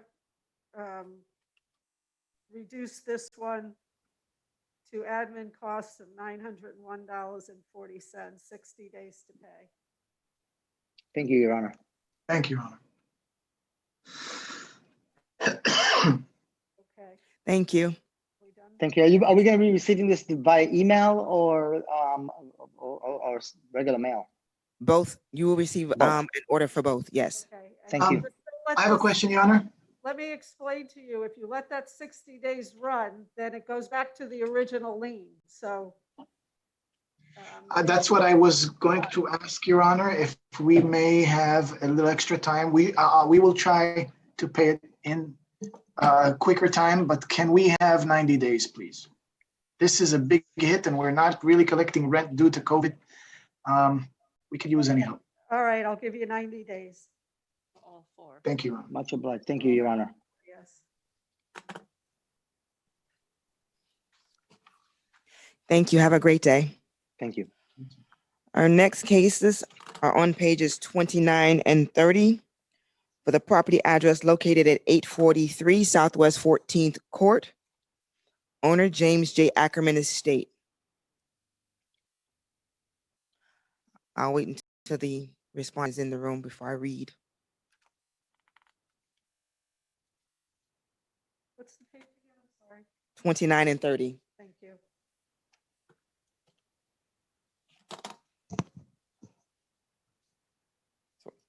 Yep. Good morning, good afternoon, Dominic. Please raise your right hand. Do you Good afternoon. solemnly swear and affirm to speak the truth at today's hearing? I do. Thank you. Okay, so on page 29, we have case number CE 05111134. This case has a totaling amount of $2,350 and city direct cost of $1,347.06. For this case, the city is requesting $1,410. Okay, Mr. Rivera, Yes. Good afternoon. are you in agreement with the reduction to $1,410? I am. Okay, thank you very much. 60 days to pay. Okay. Mr. Rivera, are you the personal representative of the estate? I am the listing broker for the property, so I am representing the estate.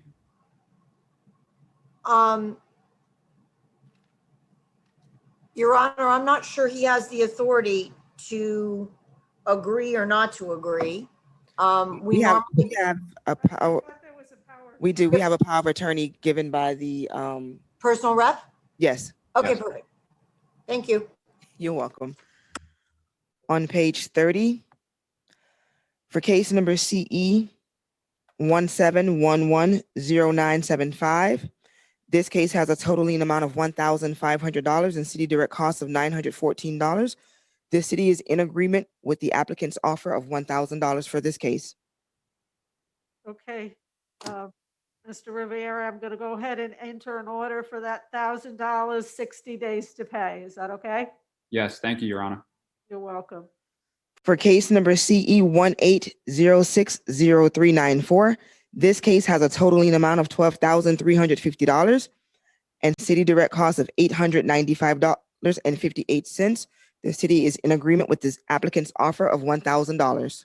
Okay, I'll enter an order on that one as well for $1,000 and 60 days to pay. Thank you, Your Honor. You're welcome. Now comes the tough one. For case number CE 01041373, this case has a totaling amount of $459,000 and city direct cost of $1,039.68. The city is requesting $20,352.50. Okay, Mr. Rivera, are you in agreement with that recommendation of the city to reduce it to $20,352? I'm not in agreement with that. I would have to confirm with the estate. So I'm not sure what the procedure would be for that because it's a lot more than they expected. How can I circle back and advise on that? Well, you're appearing here today with power of attorney that, you know, we assume by then you have authority to make decisions.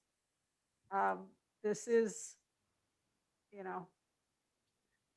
So what I would say to that is obviously I did have this conversation with them. They were not prepared to pay a fine of $20,000. The situation is the estate is the deceased owner's children. They are not local. This is their inheritance. And what my goal here is to try to salvage whatever inheritance I can so we could get this property sold to the developer that's purchasing it so it could be brought back into today's market standard. It's going to be redeveloped. And the $20,000 proposal really eats into their proceeds on the sale quite a bit. So they were definitely looking closer to something along the lines of $1,000 to $2,000, just like the other ones. Okay. The property is in compliance to the best of my knowledge now, and the violations that occurred were prior to the owner passing away. So they didn't really have anything to do with the origin of them, but they did act proactively to cure them after he passed on. Okay, I understand that this is part of their inheritance and that what I read in the file, they were unaware this was going on. Correct. However, you know, this was a problem property, and there's a very large lien on it. And so I guess my question is, what is the property under contract now to be sold? It's under contract now to be sold. We are aiming to close by the middle of next month. And what is the estate going to net out of the proceeds? If you give me a moment, let me see if I have that available to me.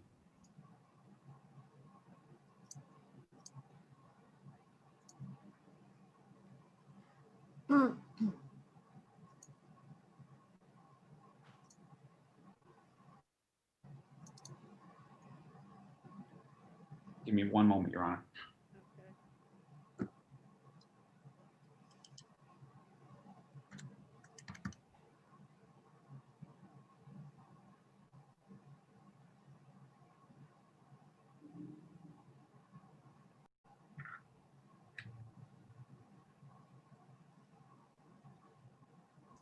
So I don't have a settlement statement yet. However, they expect to net without fines somewhere between 7 and 750, minus whatever the fines end up being. Okay, 7,500. The property is being sold for $800,000. Yeah. And they're going to net 700,000 to 750,000. Yes. All right, I'm going to accept the city's request of $20,352.50 with 60. When is it due to close the property? It is due to close on or before October 12th. Okay. All right, 60 days to pay. Okay. This concludes this afternoon's lien reduction hearing and our special magistrate hearing for September 23rd, 2020. Thank you and have an amazing day. Thank you. Have a great day.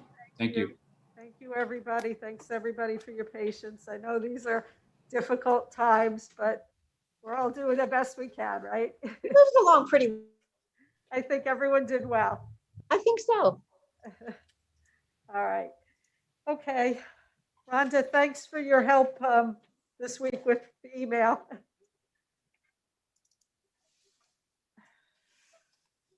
The recording has stopped.